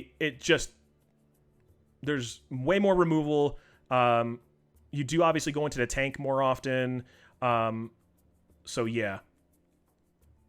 Thunder God's Wrath he can't do anything, so he can cast Dimensional Portal, get his mana back. He can then Horn of the Alpha if he wanted to on CM and make a big man. And then he could cast Untested Grunt and oh no, there's no black on this lane. So he can do Horn of the Alpha on this lane, but he still needs to find a way. Yeah. Let's get that Thunderhide pack up and now. Let's see. Didn't you run out of cards? No, and even if you did run out of cards, it doesn't make a difference. So yeah, I mean, he could also put that Horn of the Alpha into lane 3 and then put a 14/14 in front of the convoy or the envoy. I always get it confused as to which one is which. So yeah, now we're like kind of turning the corner, but he still has like 4 heroes coming in next turn. So yeah, let's just hit go, because there's nothing else you're going to do here. That's why I wanted to kind of have 2 steam cannons on board, so that way when those new heroes come in, we can really get on top of them. So he wants to put something in front of the 13/18, not Disciple. Untested Grunt's fine. And then you can also cast Vandal in this lane, but we can Steam Cannon. What do we want to Steam Cannon? Yeah, we can Steam Cannon that, take it to 2, and then the Conflagration will kill it. Does item cooldown reduce when the heroes are in the fountain? It does. Yep, so that'll get rid of him. And then we can also cast Vandal in this lane. And let's do that. No! So yeah, that's like the we don't want to put our combo piece in until it's ready to combo. So putting Vandal in place would have been much stronger there. All right, so let's talk about what we have here. We need a Blink Dagger, and because we're going to have to move off of this first lane and go back to support our mid lane, because we should be able to win. We have, like, the blue black deck has a way to win here, but we're going to need Blink Dagger in order to give us some options. So it's definitely going to be Blink Dagger without question. And then I would have bought a short sword first and saw what was underneath it before I bought the scroll. Buy the cloak. Okay, it didn't matter because we would have bought the scroll anyway. All right, we did get 2 creeps into our first lane, and that's where having the Disciple would have been much better, because we could have maybe gone a little bit deeper into lane 1, and we could have returned one of our heroes and still killed the fountain. I mean, killed the lane and killed the tower. Lethal if he saved Horn for, yeah. Grunt onto Convoy, yep. So now he's got 4. He's got 14 coming through, but that's not going to make a difference because the conflagration will kill it. So we're going to put Jamoy mid. I think that's what's going to happen. Yeah. Put Jamoy mid. That'll give us musket 2 damage that we can do something with. In lane 1, we can Thunder God's Wrath. And we also have cards coming too. So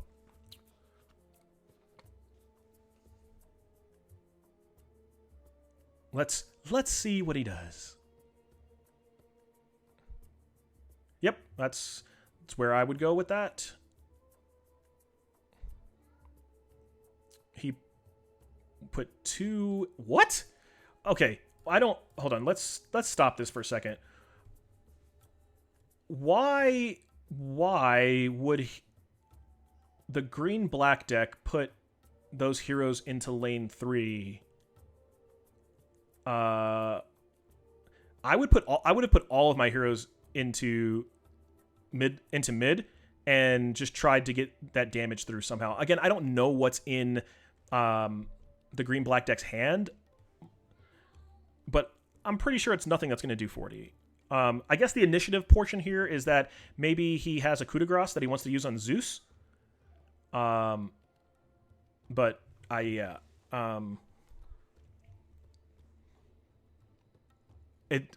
definitely wouldn't be first pick. I wouldn't doing Payday to start first. Well, maybe he's trying to do Payday so that the Envoy gets big enough to do 80 in the third lane. Okay, so maybe there's that. Maybe that's the strat. But let's cast a blue spell so that he can't coup de grace right now, or coup de grace. Like that's the big thing here, is that we want to make sure that Phantom Assassin doesn't keep us from casting Thunder God's Wrath.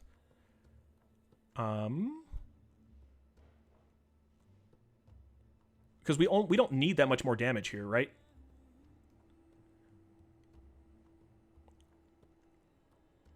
Like, we could just cast Battlefield Control and point it straight.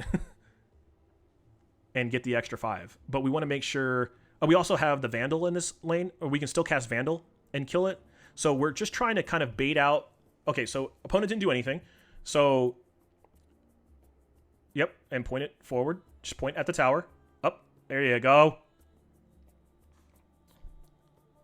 And now we still have 9. So we're killing the lane. So we're going to see...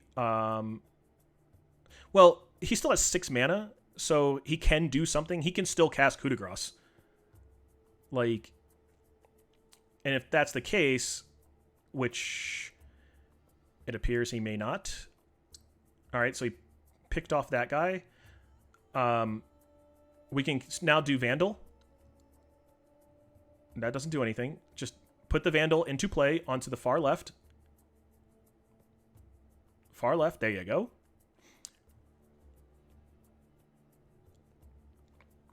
And now we could town portal scroll our black hero, or we could no, we should blink dagger. No, don't pass the turn. Put blink. He could put blink dagger on his black hero and then blinked it into mid, and then try to win this game right now. Oh, he's gonna win this game anyway. What am I talking about?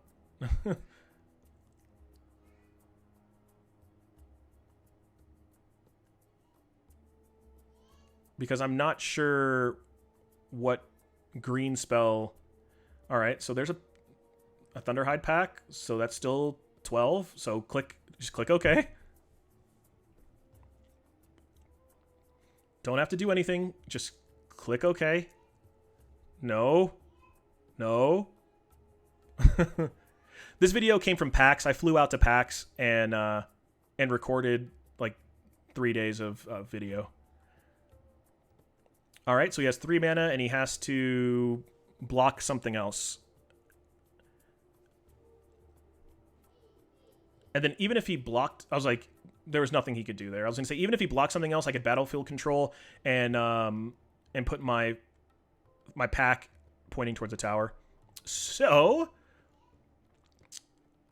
yeah, I was pretty sure, and I mean by pretty sure, I was like upper, I was upper 85, 90% that the other deck should have won that game, because they could have placed all their heroes into mid and been able to actually use all their mana.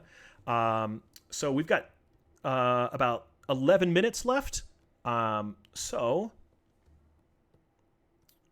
let's do this. Let's talk a little bit of draft strategy. And what is it? Learn artifact? Learn artifact. Yeah, so we'll talk a little bit more draft strategy, or limited strategy, I guess is the best way to put that. And then, like I said, you've got 10 minutes left in order to enter the giveaway. And there's 2 giveaways. So there's the giveaway from the Twitch stream. And the way you enter that is you just type in !Rob AJG. That'll enter you. You get 1 ticket if you're a follower. You get 11 tickets if you're a sub. And then also we will check for a bot account and make sure that the account has been around at least 1 month. So as long as it's been around 1 month, good to go. And then on Twitter, we're doing a giveaway because I felt generous and wanted to give away to an keys. So yeah, on Twitter, you just have to retweet the status that I have. What if my Twitter was made just this month? Then you will be out of luck, unfortunately. And that's just to kind of protect the ability to actually give it to somebody who is a real person. And yeah. And Matt Golden Z, thank you for the tier 1 sub. Appreciate that. Yeah. And I'm sorry, like I said, do the bot check on Twitter too. I will do them on both. Don't worry. So let's talk about limited. What card are you wondering about on limited that we can talk about? Forget to mention that in the tweet initially. No, I just talked. See, when you watch the stream, and for people who are, like, I guess not to say committed, but people who are, loyal viewers will know what's going on and about how we do our giveaways. So like if, you'll learn today the way it is, and no worries. Giveaway will be in about 8.5 minutes. If my Twitter was made this month, my Twitch account was made a long time ago, and you're proving it, okay, I would make it, I would make an exception if your Twitch account and your Twitter account were linked and your Twitch account is more than a month old. I think that would be pretty fair. So Diabolic Revelation, we did talk about that. So let's see.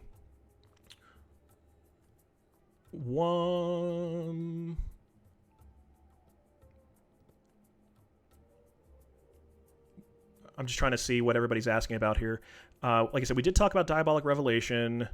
And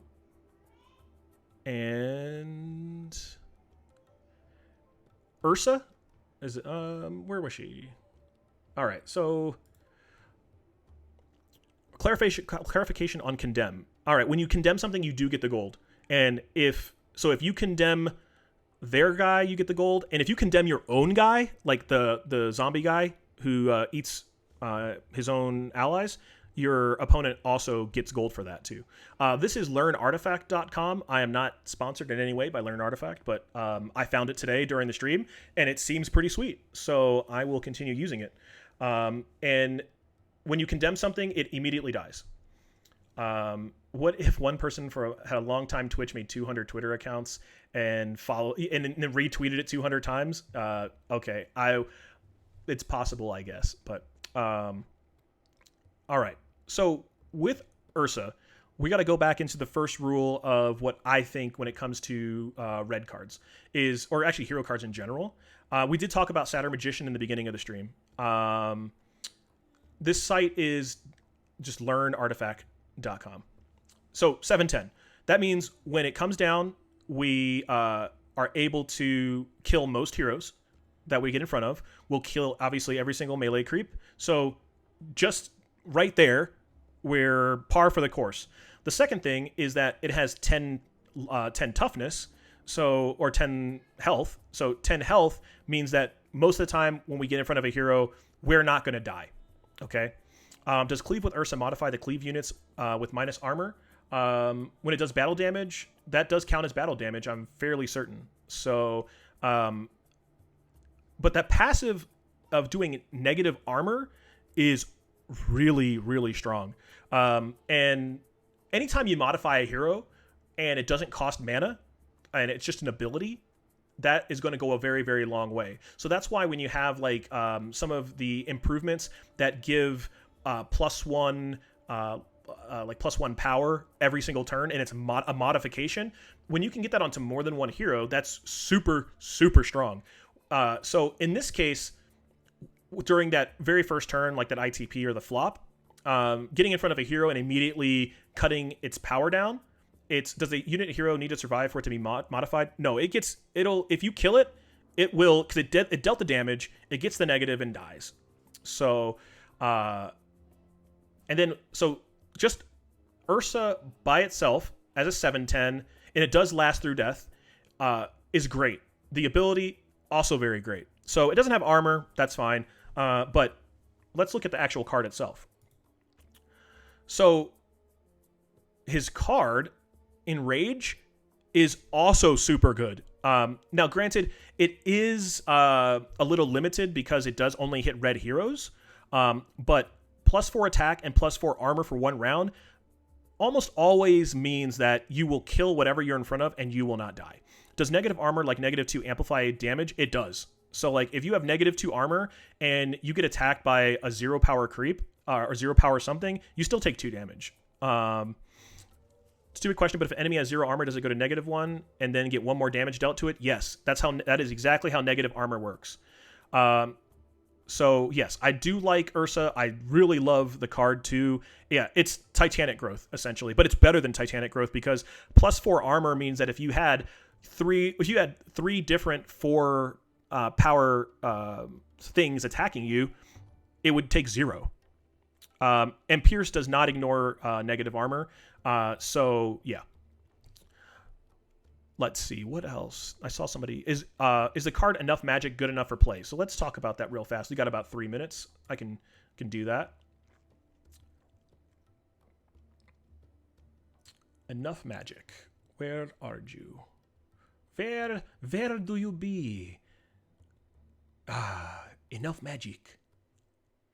Okay, so I adore this card. And by adore, I mean I actually adore this card. Even though I like playing blue, I really, every time I've played Enough Magic, I've won the game. Cardinox, thank you for the Twitch Prime subscription.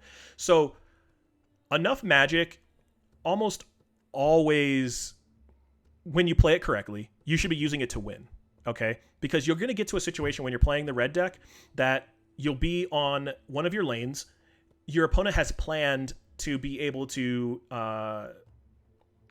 deal with one of your heroes. Kasich 47, thank you for the Twitch Prime sub. So yeah, like there's a point where like they know that they have to do something, right? And how does initiative work with enough magic? Okay, so the way you work enough magic is you try to get initiative first, okay? And then you have one of your turns where you, if you just get to go to combat, you win the game. So that's where Tidehunter comes in, and that's why Tidehunter's card is so great. And I'll pull up Tidehunter real fast for everybody who doesn't know. Let's go up to Tidehunter. So even though Tidehunter's a 218 and that card's not that great, Kraken Shell is the big one. So then I can Kraken Shell into what the lane previous to wherever I need to use enough magic, so that way what's going to happen is enough magic is going to hit, and it's going to happen. And you can set it up so that enough magic will win the game for you. And every time I have cast enough magic, it has won. And there's also an argument for enough magic to use it in a defensive way, where if they need to be able to cast something in order to maybe win another lane, like let's say they only have one blue hero on board, and then that they need to be able to cast Thunder God's Wrath in lane 1, but you have initiative, you can just cast enough magic, they're not able to do anything in that lane, and you just move, you do attacks, you move to the next lane. I haven't done that. Every time I do it, I'm doing it for lethal. So yeah. Does a sub automatically count towards the tickets even if I use before subbing? Yes, it does fix that, so you don't have to worry. We had that card knocks. We did worry about that earlier, like where people thought they were only getting one ticket, but it updates and it gets you, make sure you have 11. All right, so we've got about less than a minute left. Let's answer some questions. You don't keep your tickets. What happens is Samante Gaming, thank you for the Twitch Prime sub. What's going to happen is tomorrow I'm going to stream also early in the morning, and we're going to go over some gameplay, and we'll talk about some other things and what cards have been revealed tomorrow. And we're going to do it the same way, where you're going to be able to enter the giveaway. It'll run 2 hours. We probably will not do a Twitch one tomorrow because we're only going to give away one key tomorrow. But what I want to make sure that you... we'll talk about Constructed tomorrow. And...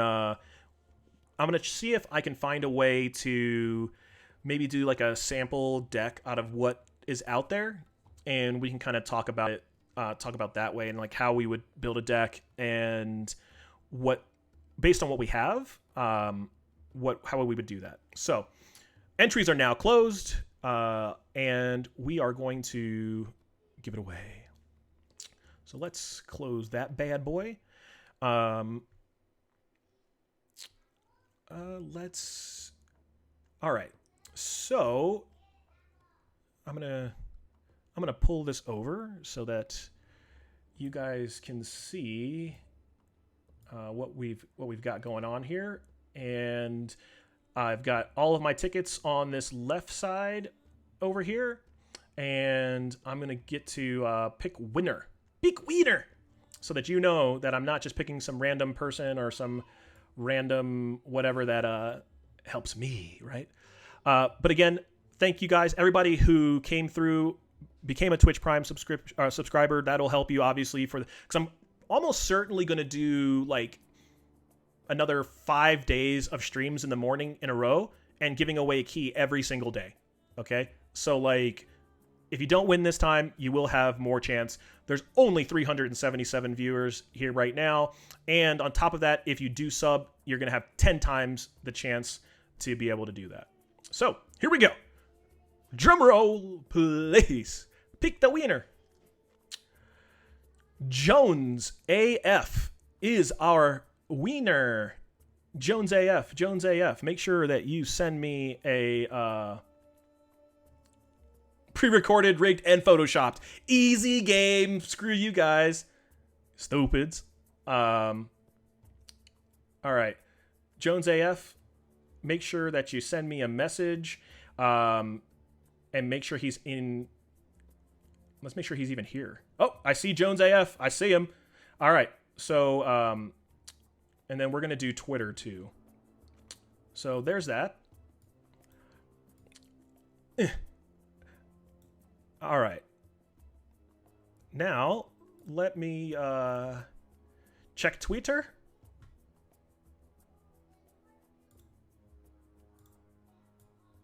All right, I'm just going to pull this up real fast so that I can...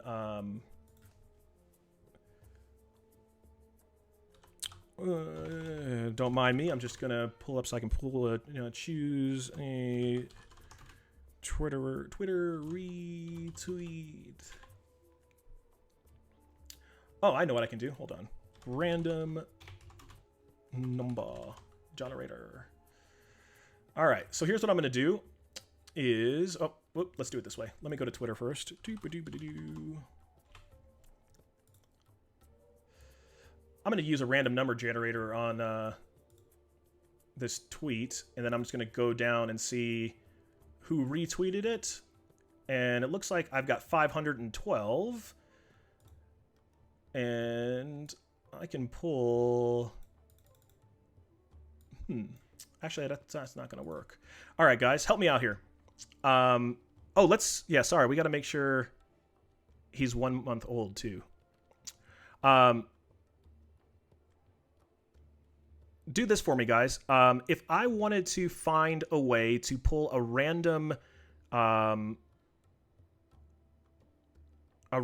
person from people who retweeted me, is there a way to do that? Through random... If I roll a 512, like, the problem is that, like... Oh, here we go. Tweet draw? What is this? Oh, sweet! All right. Okay. Pick random follower, pick random retweet. All right, there we go. Perfect. Thank you. Let me find this is let me save this so that we can use this for next time, because again, I want to try to be as transparent as I can. So all right, here we go.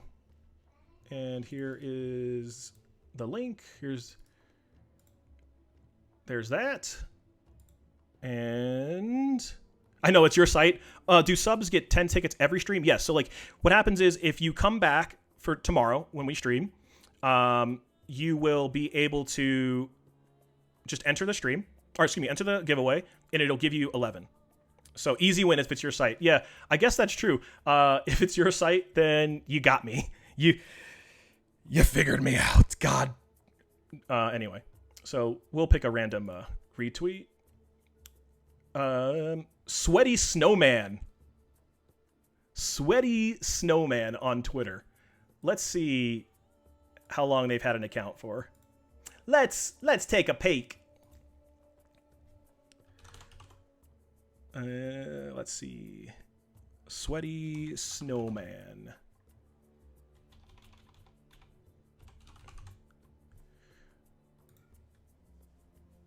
And joined September 2018. Well, that's really close. Just kidding. That's not 30 days. Unfortunately, that will not suffice. That will not suffice, sir. Time to re-roll. Here we go again. Run it back. Gundaria. Sweaty Snowman. Oh, wait, hold on. Hold on. Let's check Sweaty Snowman's... let's check his... He's in chat. Hold on. Let's check his Twitch and see how long he's been... I did say that. And... Let's see. I gotta figure out... I'm gonna check the Twitch real quick. Let's see. I'm trying to figure out... This is something new for me, too. How we figure out how long somebody's Twitch account has been around. Anybody?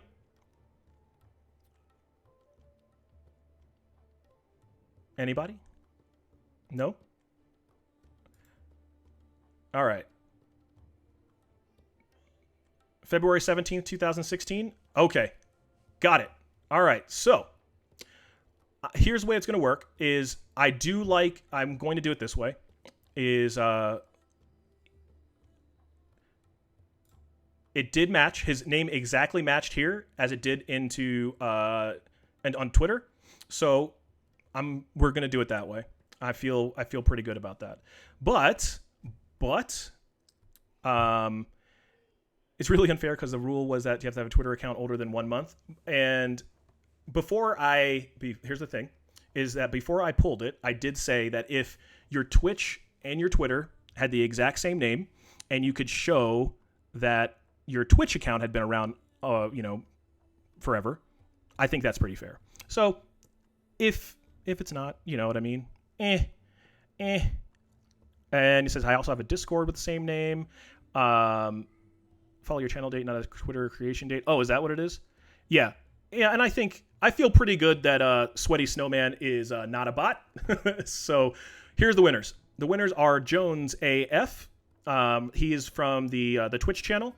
And then on Twitter, it is going to be Sweaty Snowman. So again, thank you guys so much. I appreciate you coming by. If you missed, yesterday I did do a stream with interview with Paulo Vitor, who is a Hall of Fame Magic professional.